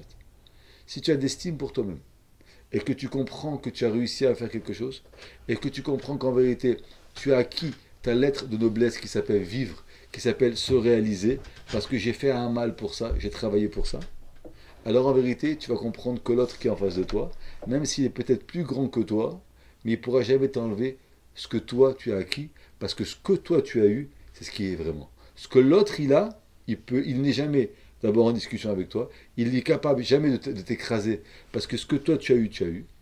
Et ça, c'est ce qui va déterminer le kavod et la sina. Je haïs quelqu'un qui me fait une concurrence, alors que je respecte quelqu'un qui ne me fait pas d'ombre. Quand j'existe, personne ne peut me faire de l'ombre. Quand je n'existe pas, alors tout le monde il me fait de l'ombre. Parce que j'existe seulement parce que je me dépasse à travers les autres. Mais moi je n'existe pas. Ça, c'est exactement les 7 sfirotes. Le chesed, le din, ils existent parce qu'en vérité, ils sont là pour eux-mêmes, mais ils n'ont pas besoin de dépasser les autres pour exister. Elles existent par rapport à eux-mêmes. Dès qu'en vérité, on veut instituer que j'existe parce que l'autre n'est pas valable, donc en vérité, le chesed, il n'est pas valable devant le din, et que le gvura n'est pas valable devant le chesed, et que le hod, il n'est pas valable, ça veut dire que je vis dans un rapport qui est de comparaison. Dès que je parle de comparaison, automatiquement, moi aussi, je n'existe plus. C'est-à-dire que le regard sur les autres, qui est à savoir qu'est-ce que je vaux, c'est pas que l'autre, je veux le détruire, mais ça va être c'est moi qui est le premier détruit, parce que je n'existe pas. On ne peut pas faire disparaître quelqu'un quand il existe. Mais quand quelqu'un n'existe pas, alors non seulement il n'existe pas, il veut faire disparaître tout le monde. Le kavod, à Amiti, c'est en vérité ce qu'un homme il existe. Et comment un homme il existe, comme on a dit, c'est quand un homme il fait des efforts. Et plus un homme il fait des efforts et il existe, moins en vérité il a de problèmes avec les autres, il a de problèmes de considération, parce qu'il ne se regarde pas par rapport aux autres. Et ça c'est le même principe dans le couple, c'est le même principe avec les enfants. Ça veut dire que pourquoi on n'arrive pas à respecter ses enfants, pourquoi on n'arrive pas à respecter sa femme? Pas parce qu'en vérité elle ne nous plaît pas, parce que nous-mêmes on n'existe pas. Mais si on existe, alors il n'y a aucune raison qu'on ne peut pas vivre avec quelqu'un, il peut exister autant que moi, parce qu'il ne m'enlève en rien. Mais quand j'ai besoin de la reconnaissance des autres pour vivre, alors en vérité je n'existe pas. Donc l'autre il devient mon pire ennemi, parce que le fait d'exister, il devient mon ennemi. Et ça c'est la différence, c'est le pshat que on appelle ça Nahama Dekisufa. Ça veut dire que Nahama Dekisufa, c'est quelque chose qui en vérité le droit d'exister et la façon comment exister. Vous comprenez maintenant que à travers ça, c'est ça le problème qu'il y avait chez le Tamim de Rabbi Akiva. Le Tamim de Rabbi Akiva, il est évident qu'ils existaient. Chez le Nagou Kavod, Zelazé, c'est-à-dire que quelque part eux-mêmes n'existaient pas. Donc comme ils n'existaient pas, en vérité, ils étaient déjà morts. Donc malheureusement, pendant ces 7 semaines-là, qui est le tikkun de ces 7 surotes, de façon, comme on a dit maintenant, existentielle et non de façon comparative, donc malheureusement, ils devaient mourir. Les 5 qui sont restés, c'est en vérité des 5 Talmidim qui ont compris qu'ils existaient pas par rapport à la comparaison, mais ils existaient que par rapport à eux-mêmes et que par rapport à ce qu'ils étaient. C'est que la Gemara dit que, quelque chose d'incroyable. La Gemara dit que Stam Mishnah Rabbi Meir, Stam Tosefta, c'est Rabbi Nechemia. C'est-à-dire que chacun il a pris un domaine et que chacun, en vérité, il a brillé dans ce domaine. La Bechina de Sod, que Rabbi Shimon Bar Yochai, il a développé, et qui était en vérité le flambeau de Lag BaOmer, depuis Lag BaOmer. Il faut savoir que le Sod, il a plusieurs particularités. Le Sod, qui veut dire le secret, il a d'abord mêlé quelqu'un à moi. Ça veut dire que il y a des choses que ce n'est pas pour tout le monde qui m'appartiennent. Le simple fait de divulguer un secret à quelqu'un, c'est que je le mêle intimement dans mon projet. Mais ça veut dire que je suis plus seul. Ce n'est pas un secret, c'est une pensée. Quelle différence qu'il y a entre un secret et une pensée? C'est qu'un secret, je peux choisir à qui le divulguer, mais je vais le divulguer. Alors qu'une pensée, elle est à moi, mais ce n'est pas un secret. C'est une des choses. Le secret, le sod, à part ça, il va nous dévoiler des choses que j'aurais jamais pu imaginer. Comme dans la Torah, il va développer des secrets que j'aurais jamais pu imaginer. Et enfin, le mot sod, il vient dans la Torah, il y a marqué, par exemple, que Yaakov Avinu l'a dit, Besodam al tavo nafshi. Je prie Hachem que je ne sois jamais dans leur conspiration, que je ne sois jamais dans leur groupe. C'est qui parlait de Korach. Sod, c'est aussi un groupe. Ça veut dire quoi? Ça veut dire que le sod, en vérité, c'est quelque chose qui est très personnel, mais qui donne aussi, grâce à ça, il relie les gens, et qui me donne aussi une possibilité de vivre avec l'autre. Et je vais expliquer. Il y a une différence fondamentale qui est entre la Torah chez BLP et la Torah Tassot. La Torah chez BLP, il y a marqué dans la Torah Anochi Hashem Elokecha Asher Hotzetzicha Meret Mitzrayim. Si demain, quelqu'un va me dire non, il ne faut pas dire Anochi Hashem Elokecha Asher, il faut dire Anochi Hashem, Asher, il ne faut pas dire Asher. Asher, c'est la même lettre que Rav Shimon Aleph, donc avec Asher, c'est pas ça. Apikoros. On n'a pas le droit de changer un iota de la Torah, parce que la Torah, c'est une expression qui est précise, claire, définie. On n'a pas le droit de changer. Dans la Torah chez BLP, qui est l'expression personnelle, chacun il a le droit, en respectant les codes de l'étude, Kalvochomer, Xerashava, etc., on a le droit chacun de s'exprimer et de trouver le sens qu'il y a dans la Torah. Pourquoi? Parce qu'en réalité, à travers la Torah chez BLP, c'est l'expression de ce que je suis, comme on a dit tout à l'heure, qui va donner un sens à la Torah. Et je vais aller encore beaucoup plus loin. La Torah Tassot de Rabbi Shimon Bar Yochai, qu'est-ce qu'elle fait? C'est qu'elle veut nous expliquer qu'en vérité, il y a une marloquette, comment on doit faire le schéma. Est-ce qu'on doit faire le schéma de telle façon ou de telle façon? Il va venir la Kabbalah, elle va dire, vous savez, en vérité, cette façon, c'est parce qu'en vérité, lui, il pense comme ça dans la Vodat Hashem et dans le monde. Les surotes, ils marchent comme ça. C'est-à-dire que la Torah Tassot, elle a une bracha. C'est quand la Gemara dit qu'il y avait une discussion au Beth Midrash, on a demandé à Éléonavi, comme qui pense à Kadosh Baruch Hu? Il a dit que il dit celui-là il dit comme ça, celui-là il dit comme ça. Et comment c'est possible? Elevelu divrei Elokim Chaim. La Torah Tassod, elle avait été la possibilité de donner un lien entre deux avis différents dans la halakha et de les lier. C'est-à-dire qu'elle est capable de trouver, et plus vous allez aller dans le Sod, plus vous allez comprendre qu'en vérité, il n'y a pas plusieurs avis, il n'y a pas de discussion. Tout se mêle et tout se lie. Tout se mêle et tout se lie. Et ça va à l'infini. Plus vous allez prouver, plus vous allez aller loin, tout se mêle et tout se lie. Où c'est qu'un homme, il existe vraiment? C'est pas dans la Torah chez Birtav. Parce que la Torah chez Birtav, elle nous est donnée. J'ai rien. La Torah chez BLP, c'est l'expression de la compréhension de l'homme dans la Torah. Et plus l'homme, il va faire un mal, plus l'homme, il va réussir à s'investir et à faire des efforts, plus il va comprendre et plus il va exister. C'est-à-dire que la Torah chez Birtav, quelque part, à moi, elle me demande, à part de lire et de traduire, elle me demande rien. Lire et traduire.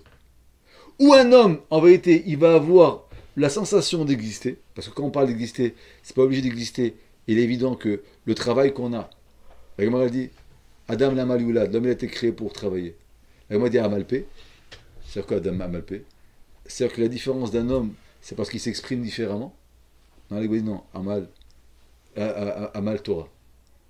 Excusez-moi, Amal Maasé, un homme il doit travailler. La Gemara dit Maasé, non, Amal Torah. Ça veut dire quoi? C'est qu'en fait, il y a trois différences de particularité dans l'homme. Il y a d'abord, l'homme il s'exprime de façon différente, chacun peut avoir un avis différent. Ça donne une particularité à l'homme, mais ça ne le fait pas exister. Si moi je pense que la bouteille est bleue, lui pense que la bouteille est rouge, ça ne peut pas exister. Donc il faut qu'il s'investisse dans une création pour sentir que le Hamal il le fait exister. Qu'en vérité je vis, c'est à travers ce que je crée. Mais le but de l'homme c'est quoi? C'est Hamal Torah. Ça veut dire quoi? À travers la Torah et les efforts que je fais dans la Torah, en vérité c'est là que je donne un sens. Et c'est là que j'arrive à acquérir la raison d'être. Et c'est là que j'arrive à acquérir ma vraie reconnaissance. Et c'est là que j'arrive à apprécier qui je suis. Et là je commence à avoir mon kavod et à avoir mon appréciation. C'est pour ça que quand on parle, la Gemara dit que les gens de Babel ils sont idiots parce qu'ils se lèvent devant un Sefer Torah, mais ils ne se lèvent pas devant un Talmid Chacham. Ça veut dire quoi? C'est-à-dire que la Torah, quelque part, elle est commune. Le Talmud Chacham, par l'expression personnelle, lui, pourquoi on s'élève devant lui? Pas parce qu'on se lève devant sa connaissance, parce qu'on est sûr qu'il est vivant, parce qu'il s'exprime. Alors que la personne qui étudie pas la Torah, c'est vrai qu'il n'a pas le Nahmad et Kisoufa au sens propre, mais tu ne sais pas s'il est mort ou il est vivant. Etzraïm la Machazikimba. La Torah, c'est un flambeau de vie. Pourquoi c'est un flambeau de vie? Parce que toi, tu étudies la Torah. Oui, je te vois le matin, il fait la chôte. Oui, je te vois, je te vois. Ben, vous êtes vivant. Parce que vous avez votre élec. Mais un homme qui fait du pain, c'est vrai qu'il est le maillon d'une société, mais il n'est peut-être pas vivant. Donc tu te lèves pour qui? Par contre, un homme qui étudie la Torah, on se lève devant lui, pas parce que c'est sûr qu'il est représentatif de la Torah comme le Sefer Torah, mais c'est beaucoup plus important. Parce qu'en vérité, il a la vie. Il est là, il existe. Il a prouvé, il a confiance en lui, donc il existe. Ça, c'est le vrai kavod qu'il y a entre la Torah et le kavod qu'il y a entre la Torah chez BLP. C'est-à-dire que la Torah chez BLP, elle peut combler mes connaissances, mais elle ne me comble pas au niveau humain. C'est-à-dire que la Torah chez BLP, où elle était, puis chez Bertha, elle était dans le ciel. Moshe Rabbeinu, il est descendu en bas, alors les malachim me disaient, tu vas les faire descendre en bas, c'est à quoi ça sert? La Torah, tu vas rien donner aux hommes. Pourquoi il dit oui? Il y a un problème technique, il a marqué pas tuer. Mais en réalité, le problème, il est quoi? C'est que la Torah chez Birtav, qu'est-ce qu'on va rajouter, nous, à la Torah? On ne peut rien rajouter, donc pourquoi la faire descendre?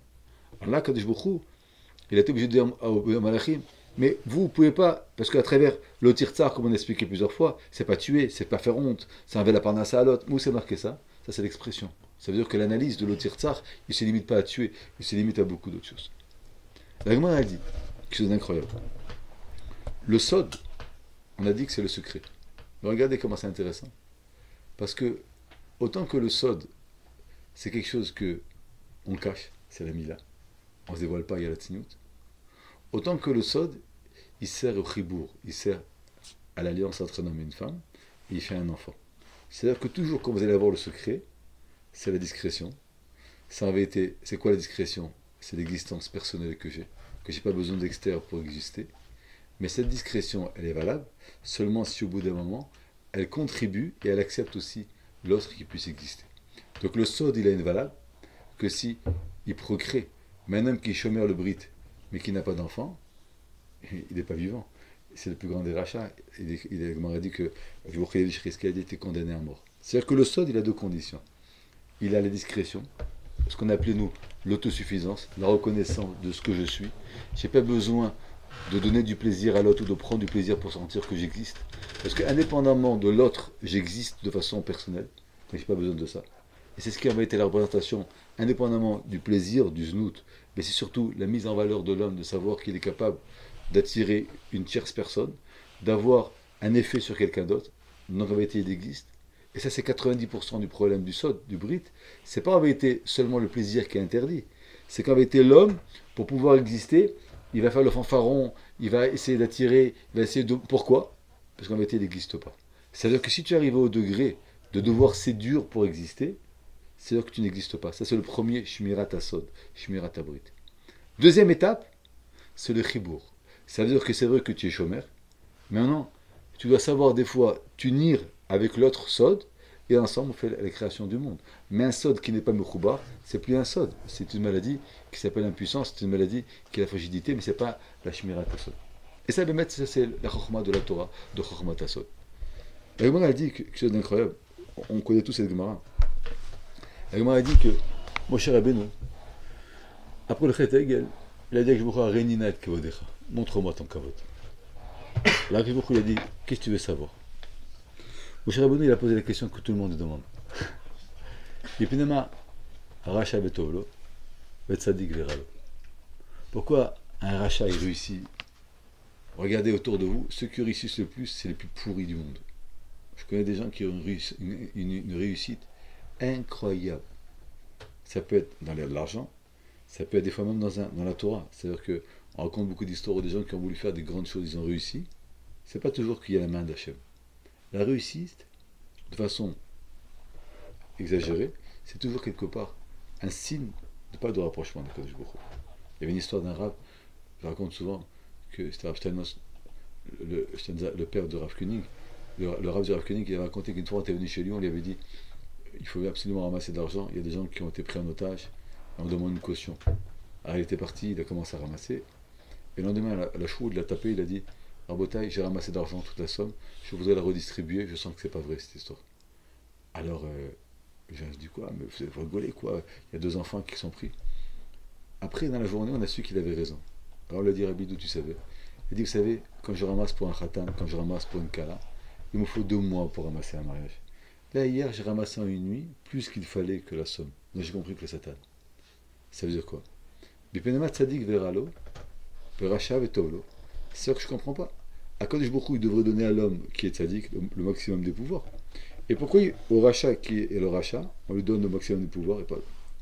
La Gemara donne 2 réponses. D'après Madame Marc, Baruch Hu, il n'a pas répondu à Moshe Rabbeinu.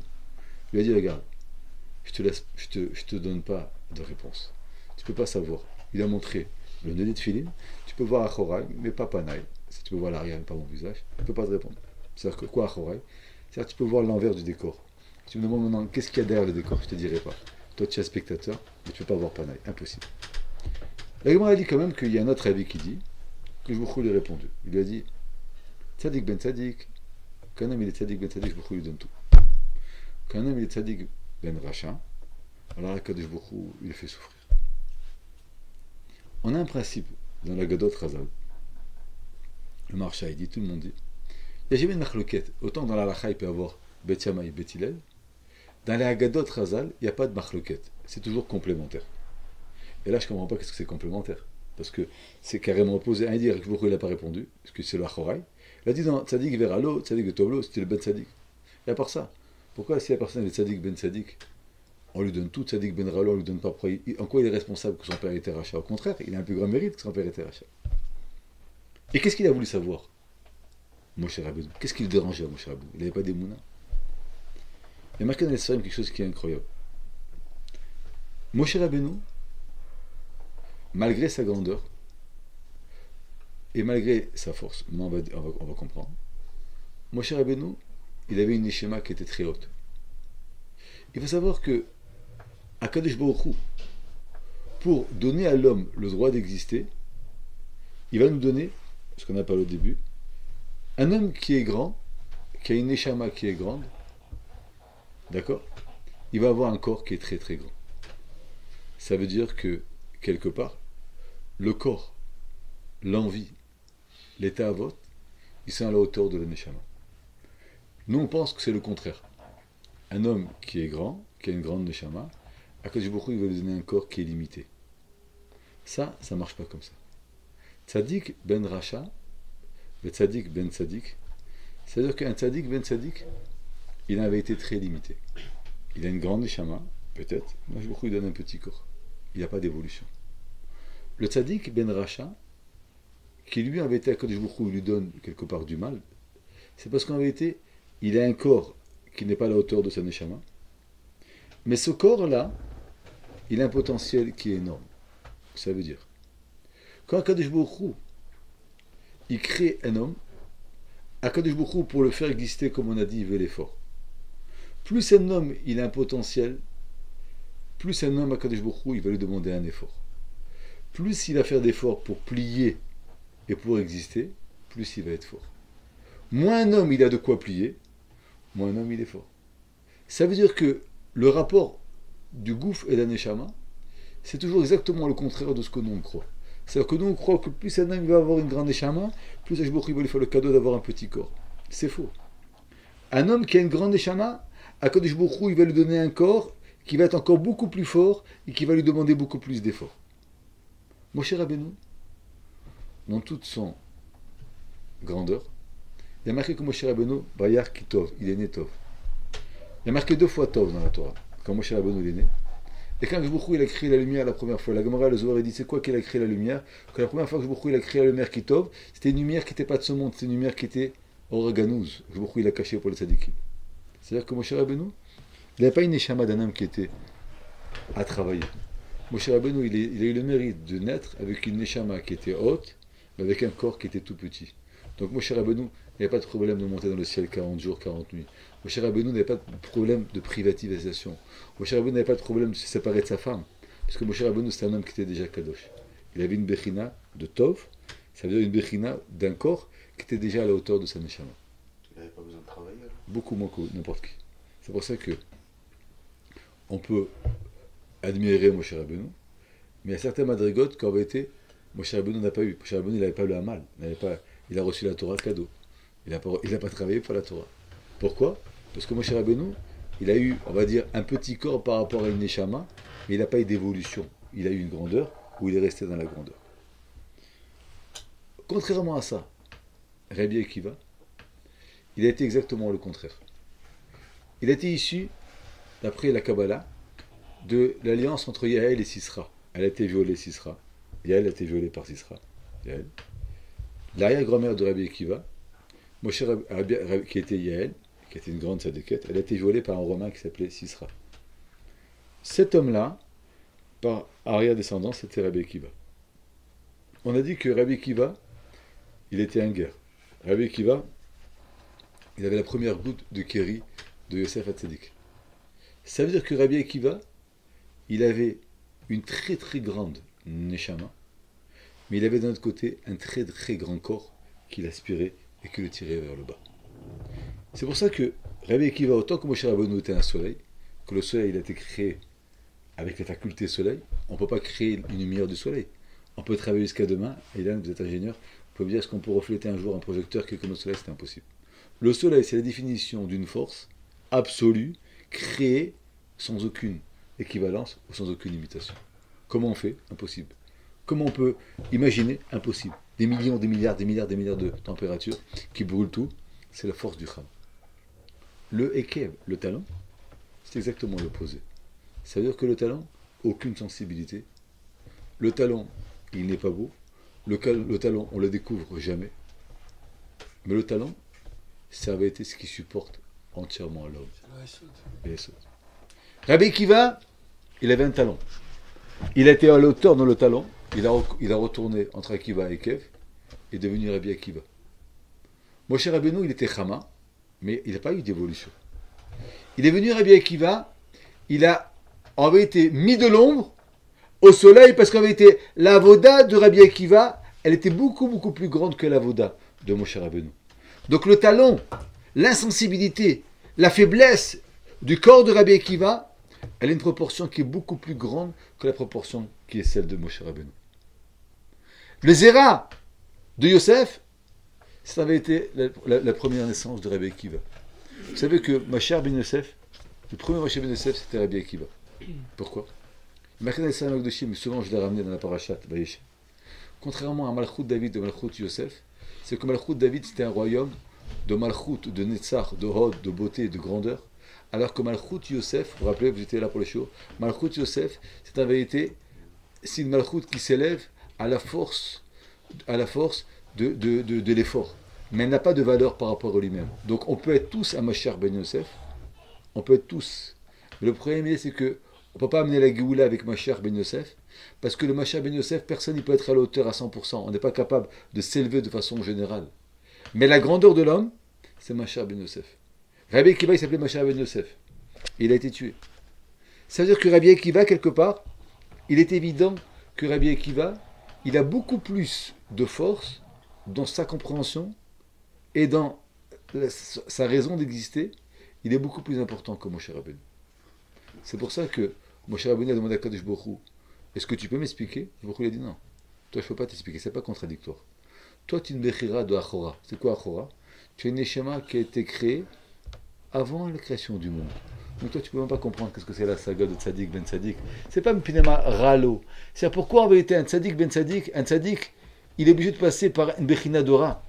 Et le Racha, il est Tovlo. Il avait été un corps qui est à la hauteur. Pourquoi? Pourquoi on dit Tzadik ben Tzadik ou Racha ben Racha? Tzadik ben Tzadik, une Neshama Tzadik avec un Tzadik. Donc, une Neshama Tzadik vraiment avec Ben Ralo. Elle est l'issue d'un corps qui est rare.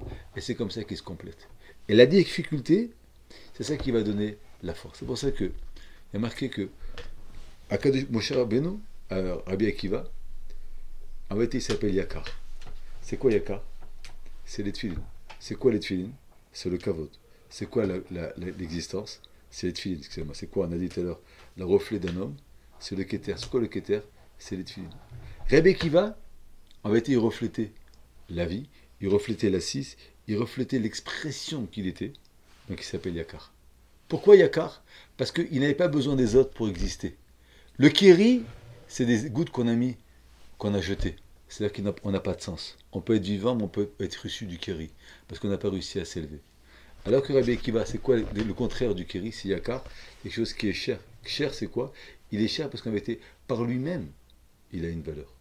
Rabbi Akiva, il avait une valeur par son effort, par son existence, par sa recherche personnelle de devenir Rabbi Akiva. Il a tellement brillé qu'il est devenu Yakar.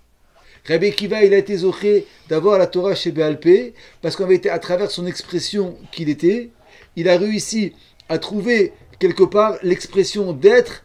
Il a donné le kavod au monde, il a su montrer qu'est-ce que c'est le kavod. C'est quoi le kavod? Ça va être l'expression qu'on a, nous, de pouvoir exister. Moshe Rabbeinu, il a reçu la Torah. C'est vrai. Mais Moshe Rabbeinu, il a reçu la Torah avec la bechina de une Neshama Gevoa. La Neshama Gevoa, elle ne peut pas voir les keter otiot. C'est quoi les keter? On a expliqué, c'est quoi les keter? La couronne, ça avait été, quand on a fini quelque chose, quand on a fini de former quelque chose, alors on met une couronne. Une couronne sans une formation, c'est pas une couronne. Ça veut dire que les tfilines, qui sont yakar, elles m'ont donné en vérité, qui, entre parenthèses, qui viennent d'une bête, d'une BMA, qui devient, encore une fois, on a pris la bête, on l'a élevée au service pour devenir yakar. Le keter des lettres, c'est qu'en vérité, la lettre en elle-même, elle vaut quelque chose, mais au-dessus du sens de la lettre, on va trouver une existence, on va trouver une expression personnelle qu'on a appelé le keter otiot, on a appelé les lettres de otiot. Rabbi Akiva, il est évident qu'il avait une neshama beaucoup plus grande que Rabbi Akiva. Il est évident que Moshe Rabbeinu, il a eu beaucoup plus de chances de connaître la Torah. Mais dans la Torah chez Balpé, dans la Torah Tassod, qui c'est qui a pu dévoiler et qui c'est qui a pu montrer en vérité l'existence de chacun? Ça, c'est Rabbi Akiva.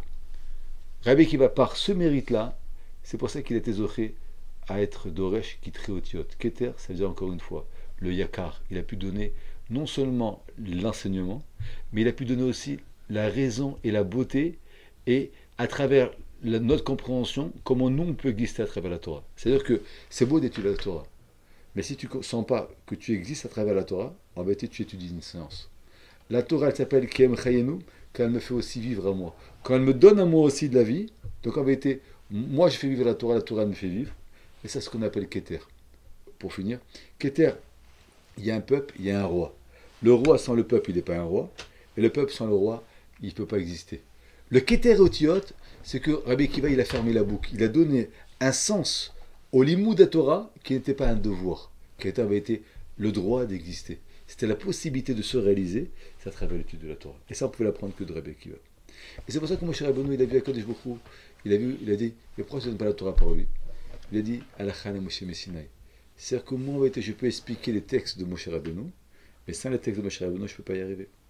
Et quand il a vu qu'on était en train d'arracher la chair de Rabbi Akiva, là, Moshe Rabbeinu a dit, Zutora v'Zusrara, il lui a dit, Kachalad Marshava Techila. Tu dois comprendre que Rabbi Akiva, il est évident que lui, en vérité, il a une neshama qui est spéciale, mais on a expliqué plusieurs fois que Rabbi Akiva, quelque part, il a pris sur lui le tikkun des 7 malachim qui existaient avant. Et les 7 malachim qui existaient avant, c'était quoi? Ils étaient le din. On avait dit qu'ils avaient tout mis dans le din. En acceptant de mourir de façon cruelle et atroce, Rabbi Akiva, il est redevenu le Melech Hadar. Ça veut dire que puisque toute sa vie, elle était de refaire vivre les sphirotes, de refaire vivre l'individuel, et de donner à chacun l'expression d'exister, parce que tous en vérité, on est au service de la malchoute et du Keter. Donc Rabbi Akiva, quelque part, il a épongé, il a bu cette Midatadine, et c'est pour ça qu'il est mort de cette Midatadine. C'est pour ça qu'on a dit souvent, on a demandé, Rabbi Akiva, il est mort chez Maïsraël Hashem Ekeno Hashem Echad. Pourquoi Kadosh Baruch Hu, il n'a pas laissé quelques secondes de vie en plus? Parce qu'il disait, j'ai toujours prié pour mourir, Bechol Nafshecha. Alors on a dit plusieurs pshatim, mais vous devez comprendre pourquoi. Parce que, aujourd'hui on a besoin de faire avec les Bachorim. L'homme, il est à l'image d'Akadosh Baruch Hu. Ça veut dire que même si on vit dans un monde où on est 6 milliards, en vérité, Akadosh Baruch Hu, il nous donne à chacun la possibilité, la sensation, et pas le droit, la sensation et l'existence unique qu'on a chacun. Ça veut dire que chacun dans le monde il est responsable du monde entier parce qu'on est yachid. Nous, on ne peut pas le comprendre. Mais Rabbi Akiva, qui avait dévoilé la Torah chez BNP, que Rabbi Akiva, il existait, comme on a dit tout à l'heure, indépendamment des autres, parce qu'il existait, parce qu'il avait compris les choses de la Torah, parce qu'il est arrivé à un Madra qui était incroyable. Donc, de même que Kadosh Baruch Hu, il est Echad, lui aussi, ici, il est Echad. Yatsa Nishmato Bechad, ça veut dire qu'en vérité, sa Neshama, Nishmato, son expression personnelle, elle s'est réalisée, c'est la Pshat Yatsa Nishmato Bechad, elle s'est réalisée en lisant le mot Echad. C'est-à-dire que, pour finir, et c'est pour ça que je voudrais finir la boucle de tous ces cheveux, c'est-à-dire que, en vérité, tout ce qu'on a vu, c'est sur Doucha, il faut comprendre qu'en vérité, c'est des différentes façons de servir à Kadosh Baruch Hu. Ce qui nous lie, c'est en vérité la Malchut ou la Hadar qu'on a expliqué ce soir. Il faut savoir que ce n'est pas seulement une option. Je ne peux exister seulement si j'ai quelque chose qui est personnel. S'il n'y a pas quelque chose qui est en moi personnel, je n'existe pas. Ça, c'est le vrai kavod. Le kavod, c'est yakar. Ça veut dire que dès que j'existe, automatiquement je suis original, automatiquement je suis quelqu'un qui est miyuchad de mino, automatiquement je me respecte. Tous les problèmes de conflit qu'on a, c'est parce qu'en vérité, nous-mêmes, on n'existe pas. On n'arrive pas à s'apprécier. Pourquoi on n'arrive pas à s'apprécier? Parce qu'en vérité, on fait une grande erreur. C'est qu'on veut toujours donner. Pourquoi nos enfants, par exemple, ils ont de moins en moins d'ambition ou de moins en moins d'assurance personnelle? Parce que on leur enlève toujours le hamal, parce qu'on veut leur éviter les souffrances de la vie. Mais on ne comprend pas quelque chose. C'est qu'en enlevant et en se soumettant, nous, aux efforts à la place de nos enfants, on crée des enfants qui n'ont plus aucune estime d'eux-mêmes, parce qu'ils n'existent pas, ils ne sont jamais vivants. Pourquoi? Parce qu'ils n'ont jamais senti qu'est-ce que c'est vivre. Donc quelque part, comme ils ne sentent pas qu'ils vivent, ils n'arrivent pas à avancer dans la vie. J'ai lu quelque chose d'intéressant, c'est qu'ils disent qu'autant on vit dans un monde qui est complètement fou, autant de plus en plus les jeunes ils ont du mal à quitter la maison des parents. 27, 28, 30 ans. Il y a des parents même qui se plaignent, ils disent mais vous ne pouvez pas l'habiter. Ça vient de quoi? Parce qu'en vérité, pour vivre seul, il faut être indépendant, il faut exister. Mais tant qu'un homme n'existe pas, donc en vérité il ne peut pas vivre seul. Le problème de nos jours, pourquoi on a tellement de problèmes de dépression? Parce qu'en vérité, les gens ils ne sentent pas qu'ils vivent. Entre eux et la mort, il n'y a pas de différence. C'est-à-dire qu'ils vivent dans des systèmes, mais n'ont jamais vécu. Et ça, c'est le problème du kavod. C'est le problème qu'on a de nos jours, qu'on a tellement de problèmes de conflits, qu'on a tellement de problèmes de la shonara. Les gens, ils existent parce qu'en vérité, ils sont obligés d'écraser les autres. Mais ils ne sont pas capables. Je connaissais quelqu'un en France qui critique tout le monde. Et pendant des années, j'étais proche de lui. Parce qu'il se disait mon ami. Mais après, j'ai compris quelque chose. Je me suis dit, il ne m'a jamais dit une fois une idée ou un chidouche. Bon, tu peux avoir une analyse acerbe sur les gens, tu peux être très... Mais comment un homme il peut exister toujours en critiquant sur les autres? Jamais il m'appelle Ephraim, j'ai vu une bonne halakha, j'ai vu un pshat. C'est qu'il y a un problème. Donc, je me suis rendu compte qu'en vérité, c'était un homme mort. Il vivait que parce qu'il faisait d'argent, il critiquait les autres, il tuait les autres, mais il était incapable d'exister par lui-même. Donc en vérité, c'était un homme mort. Exister, c'est pas tuer les autres. Exister, c'est de s'investir, c'est avoir le hamal, c'est d'avoir sa compréhension, c'est d'avoir son existence. Et une fois que... Et cette chose-là, même si on le retrouve dans le travail, on le retrouve dans le labeur, il faut savoir que c'est complètement éphémère. Pourquoi? Parce que c'est très simple. Il faut savoir que dans la Torah, la Gemara dit, ça je finirai avec ça, c'est très intéressant, c'est que le Pirkei Avot, il ramène que chez les Goïms, un homme il est de 20 à 60 ans, il est à la recherche d'une personnalité, il se développe. Après 60 ans, un homme malheureusement il sombre dans la vieillesse. Dans la Torah, il n'y a pas ça. C'est très simple, pourquoi? Parce que jusqu'à 60 ans, un homme il peut se comparer aux autres, physiquement, mentalement, existentiellement. Je ramène, j'ai des projets, on peut faire des combats, il peut... Après 60 ans, qu'on veuille ou pas, un homme est diminué. C'est-à-dire que la vieillesse, elle vient, il y a des choses qu'il ne peut plus faire. Tant qu'un homme il vit pour les autres, dès qu'il ne peut plus rentrer dans l'arène et quelque part, combattre, ou bien se frotter aux autres, là, il est obligé de quitter le ring. Et là, il sombre malheureusement. Qu'est-ce qu'il devient? Il a la boucha. C'est-à-dire que, pourquoi un vieux, il a plus honte de demander? Pourquoi un vieux, il a plus honte? Parce que, en vérité, il n'existe plus. Parce qu'il est que de boucha. Parce qu'il n'existait que par rapport aux autres. Donc, de toute façon, ce qui le maintenait son honneur, c'était comment il arrivait à se dépasser par rapport aux autres. Mais il n'a jamais rien compris pour lui-même. Construit pour lui-même. Alors que dans la Torah, c'est exactement le contraire. Un Talmid Chacham, plus il vieillit, plus en vérité, il a une force qui est quoi? Qui lui reste lui-même. Donc, un Talmid Chacham, même quand il vieillit, il a quelque part une force qui est incroyable, parce qu'en vérité, il va et il vit, et il vit, et il s'affirme, parce qu'il est tout le temps en train d'étudier la Torah. Et c'est pour ça que c'est très intéressant, c'est qu'il n'y a pas d'autre chose, à part l'étude de la Torah, à part les mitzvot, à part le moussa, à part la compréhension, à part l'analyse du Ratson d'Akadosh Baruch Hu, il n'y a rien qui nous comble. Ça veut dire que un homme peut faire le plus grand projet du monde, un homme peut faire le plus d'argent possible du monde, mais j'ai lu une histoire que quelqu'un m'a raconté, il m'a montré qu'il y avait un homme millionnaire qui a fait des affaires, il ne savait pas, un jour il est parti, quelqu'un m'a montré hier un article sur internet, la personne elle voulait sentir, c'est l'homme le plus riche d'Afrique. Il a dit, comment j'ai dû sentir que j'étais riche? Je suis parti à la banque, j'ai fait un chèque, j'ai retiré 10 millions de dollars. Je suis parti dans une chambre d'hôtel, j'ai posé tout l'argent sur mon lit, et j'ai vu ce que c'était 10 millions de dollars. Après j'ai repris l'argent, et je l'ai remis dans mon compte. Ça veut dire quoi? C'est-à-dire que, en vérité, qu'ils soient à la banque, ils sont chez toi, tu es riche, mais tu n'existes pas. Tu as des moyens, mais tu n'existes pas. Alors qu'un homme qui a existé en profondeur, parce que quelque part, il sait apprécier, il n'a pas besoin d'aller à la banque pour tirer de l'argent. Même s'il n'a pas de compte à la banque, mais il existe. Et ça, quelque part, c'est l'obligation que Akadosh Baruch Hu nous demande pendant la Sfirat HaOmer. Akadosh Baruch Hu nous a créés en tant que peuple. Créer en tant que peuple, ça ne veut pas dire qu'on existe. Exister, c'est d'être. Être, c'est quoi? C'est mes efforts. Mes efforts dans quoi? Dans la Torah. Ça veut dire que, à travers le Shabbat Shavuot, à travers tous ces Sfirot, c'est pas quoi Akadosh Baruch Hu nous demande de compter. C'est qu'en vérité, Akadosh Baruch Hu il demande de te créer, de te construire. Et si tu ne peux pas te construire, donc tu ne peux pas recevoir la Torah. C'est un cercle vicieux. Un homme mort, un homme qui n'est pas construit, il ne peut pas recevoir la Torah. Et un homme qui n'a pas Torah, il n'est pas construit. Et ça, c'est le moussak de Sfirat HaOmer. Après, bien sûr, c'est tout ce qu'on a parlé pendant ces semaines, c'est ça qu'il faut tout retenir. Il faut retenir que Rabbi Akiva, il nous a donné, il a amené dans l'âme Israël, il a donné cette capacité de Torah chez BLP, qui est le plus grand chesed d'Akadosh Baruch Hu, parce que grâce à ça, on existe tous, on se réalise. Et grâce à ça, en vérité, c'est pour ça qu'on n'a pas de honte, pas parce qu'on fait les mitzvot. Je mets les tefilines, je reçois mon pain, quelque part, que tu veuilles ou pas, c'est comme l'Eved qui t'a fait ton lit, il reçoit son repas à midi, il a toujours honte.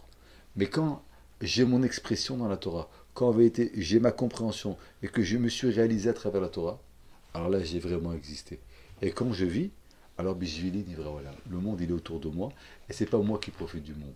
Ça vient à travers ce kavod. Et le test pour savoir où on est dans cette pensée et savoir dans cette analyse, c'est combien on s'entend avec les autres. Plus on a de conflits avec les autres, c'est-à-dire qu'en vérité on vit encore dans un kavod de Medoumé. C'est quoi le kavod de Medoumé? Ça veut dire que j'existe parce que je suis au-dessus des autres, je suis reconnu par les autres. Donc dès qu'il y a quelqu'un qui ne va plus me donner d'existence, je vais le bannir. Moins un homme il a de conflits, ça veut dire qu'en vérité il existe par lui-même, il n'est pas obligé d'être frotté. Et ça c'est le test qu'on existe. Il est évident que des fois un homme il a des conflits d'idées, parce qu'il faut aussi savoir quelque part dire ce qu'on pense. Dire ce qu'on pense, ça ne veut pas dire que c'est un conflit, parce qu'on ne peut pas accepter. Mais j'ai connu dans un milieu, par exemple, celui qui n'avait pas les idées de la personne, mais il le mettait de côté. Il a parlé sur ça, alors on le met de côté, il ne faut plus lui parler. Je leur ai dit, mais je ne comprends pas. Un homme, il peut s'exprimer. Si ça devient personnel, ça devient dangereux. Parce qu'en vérité, ils existent qu'à travers cette idée. Donc si cette idée, elle est contrariée, ils ne vont plus exister. En vérité, c'est faux. L'homme, il existe, tu peux penser blanc, je peux penser noir. Je peux dire que ce que tu penses noir, je ne suis pas d'accord. Mais c'est pas grave, on peut rester proche. Parce que tu existeras, si vraiment ton idée elle est profonde, elle existera indépendamment de moi. Et si mon idée elle est profonde, j'existerai indépendamment de toi. Mais dès que je suis obligé de t'exclure pour vivre, ça veut dire que ça devient personnel. Mais c'est pas un ratson pinimi de quelque chose. Et ça, c'est le test pour savoir. Dès que Talmid Rabbi Akiva, ils n'ont pas réussi le test. Parce qu'encore une fois, ils ont pris ça comme une existence par rapport aux autres. Mais les 5 Talmid Rabbi Akiva qui ont réussi, ils ont réparé celui Shimon. Et maintenant on comprend que Rabbi Akiva, bien sûr, c'est le Melech Hadar. Hadar, c'est quoi Hadar? Ça veut dire que quand quelqu'un il est à sa place, c'est Hadar. Quand quelque chose n'est pas à sa place, alors ça sort, c'est pas joli. Rabbi Akiva, il a su donner la juste partie à chacun. Et pour finir, Rabbi Akiva, on lui a arraché Bessaro, on lui a arraché sa chair. Parce que vous devez comprendre que si on accepte l'idée que le corps qui a des grandes envies, c'est pour mettre au service de la Neshama, la plus belle chose qu'on peut faire à un homme, à la fin de sa vie, c'est de lui supprimer son corps et lui laisser sa neshama. C'est-à-dire qu'une fois que le corps, il a donné toutes ses forces à la neshama, alors le corps, en vérité, il reprend son aspect grossier et on lui enlève. Sarkou, on a enlevé à Rabbi Akiva sa chair, parce qu'en vérité, quelque part, il a prouvé qu'il a tiré tout ce qu'il fallait de sa chair. C'était pas un déguisement. Rabbi Akiva, il avait un corps qui le mettait très très très très bas. Comme la Gemara dit que un tel Racham, qui n'est pas nokel monotaire, qui ne se venge pas, et qui n'a pas à me parler, des fois percutant, c'est qu'il n'est pas tel Racham. Comment c'est possible? Parce que un homme qui est percutant ou un homme qui se venge, grossièrement, c'est qu'il existe. Un homme qui n'a pas de caractère, c'est qu'un homme qui n'existe pas. Maintenant, il est évident qu'il faut limiter ça, et il faut amoindrir ça. Mais c'est-à-dire qu'une personne qui est docile et qui n'existe pas, qui est bon avec tout le monde, c'est pas qu'il est bon avec tout le monde, c'est que lui aussi n'existe pas. Donc, un homme qui existe, c'est vrai qu'il n'a pas de conflit avec les autres, mais il va être revendicatif. Il va revendiquer une idée. Revendiquer une idée, c'est parce qu'en vérité, j'existe. J'ai pas peur. Un homme qui est toujours gentil, qui est l'autre, toi t'as raison, lui c'est un sadique, lui c'est un sadique, c'est pas qu'il est gentil. C'est qu'il a tellement peur pour sa personnalité, c'est qu'il préfère dire bon, oui à tout le monde pour qu'il puisse exister. Donc, quel bénotaire, c'est-à-dire que je suis plus capable de dire mon idée. Je ne vais pas maintenant te haïr, je pense que chacun a le droit de penser ce qu'il veut, mais j'ai pas honte de dire mon idée indépendamment des autres, parce qu'indépendamment du regard des autres, j'existerai de façon parfaite. C'est pareil pour la lacha, pour l'imout, pour la pensée. Ça veut dire que dès qu'un homme il vit que à cause des autres, en réalité il ne vit plus, il est contraint à se taire. Alors qu'un homme il vit par rapport à ce qu'il est, de façon de façon posée, mais on peut exprimer une idée, on peut exprimer une opposition, parce que même si ça ne va pas te plaire, d'abord, il n'y a aucune raison que tu m'en veuilles, mais à part ça, indépendamment de ce que tu as pensé sur moi, moi j'existe, parce que j'ai une bonne idée. Et ça, c'est la Torah chez BLP. Et la Torah chez BLP, elle donne l'expression, c'est ça qu'on peut voir dans la Gemara, ou des fois dans les Sfarim, des expressions très très très dures, sur des rabbanim qui ont pu dire, pourquoi? Pas parce que Rabbi Shab, c'était un manque de respect, c'est qu'en vérité, ils étaient tellement autosuffisants de leur être, que quelque part, l'autre, s'il les oppose, c'est pas grave. Alors que c'est ça qui ressortit. Je n'ai pas dit que c'est comme ça qu'il faut exprimer. Ça veut dire que la santé vitale d'un homme, elle est à la hauteur de ce qu'il est, ce qu'il a œuvré, ce qu'il a travaillé. Et c'est ça qui donne à chacun la vraie vie, et pas le contraire. Le test, encore une fois, c'est combien un homme il est sensible au regard des autres, ou combien un homme il est sensible à son regard. Les conventions américaines, ce qu'on vit de nos jours, c'est qu'en vérité, on n'a pas envie d'être regardé. On veut tous ensemble les mêmes perversions ou les mêmes faiblesses. On va créer un groupe ensemble, au moins on n'aura plus de problème. Mais c'est faux. Un homme il doit être d'Afka dans un endroit où il va être confronté. Parce que les émettes, il sort de la confrontation. Et Menachar, s'il a raison, il a raison. S'il a tort, il a tort. Mais s'il a raison, je vais me remettre et c'est moi qui va sortir. Il ne faut pas croire que se taire, après, on vit une vie que pour les autres. Un homme et une femme, ils grandissent, comme on dit tout à l'heure, quand chacun il a son idée, mais chacun il se complète. Mais croire qu'il faut être exactement, le corps il donne la force à la neshama s'il s'oppose. Si la neshama et le corps ils ont la même grandeur, on n'évolue plus. Ça c'est le secret, quelque part, de Rabbi Akiva, c'est le secret des sphirotes qu'on a vu maintenant, qu'on a vu pendant le Sfirat HaOmer. Je pense que la semaine prochaine on fera un show sur autre chose, sur Kabbalat Torah. Mais ça c'est le but de tout ça. Le Keter, la Gdusha, le Sod, Midat Sod qu'on a expliqué ce soir, ça en vérité c'est comprendre comment en vérité on existe. J'existe parce que je suis moi-même, j'existe parce que j'ai pas besoin des autres, ça c'est le Sod, mais quelque part je suis aussi au service des autres. C'est-à-dire que je dois comprendre qu'aussi l'autre aussi il a des besoins.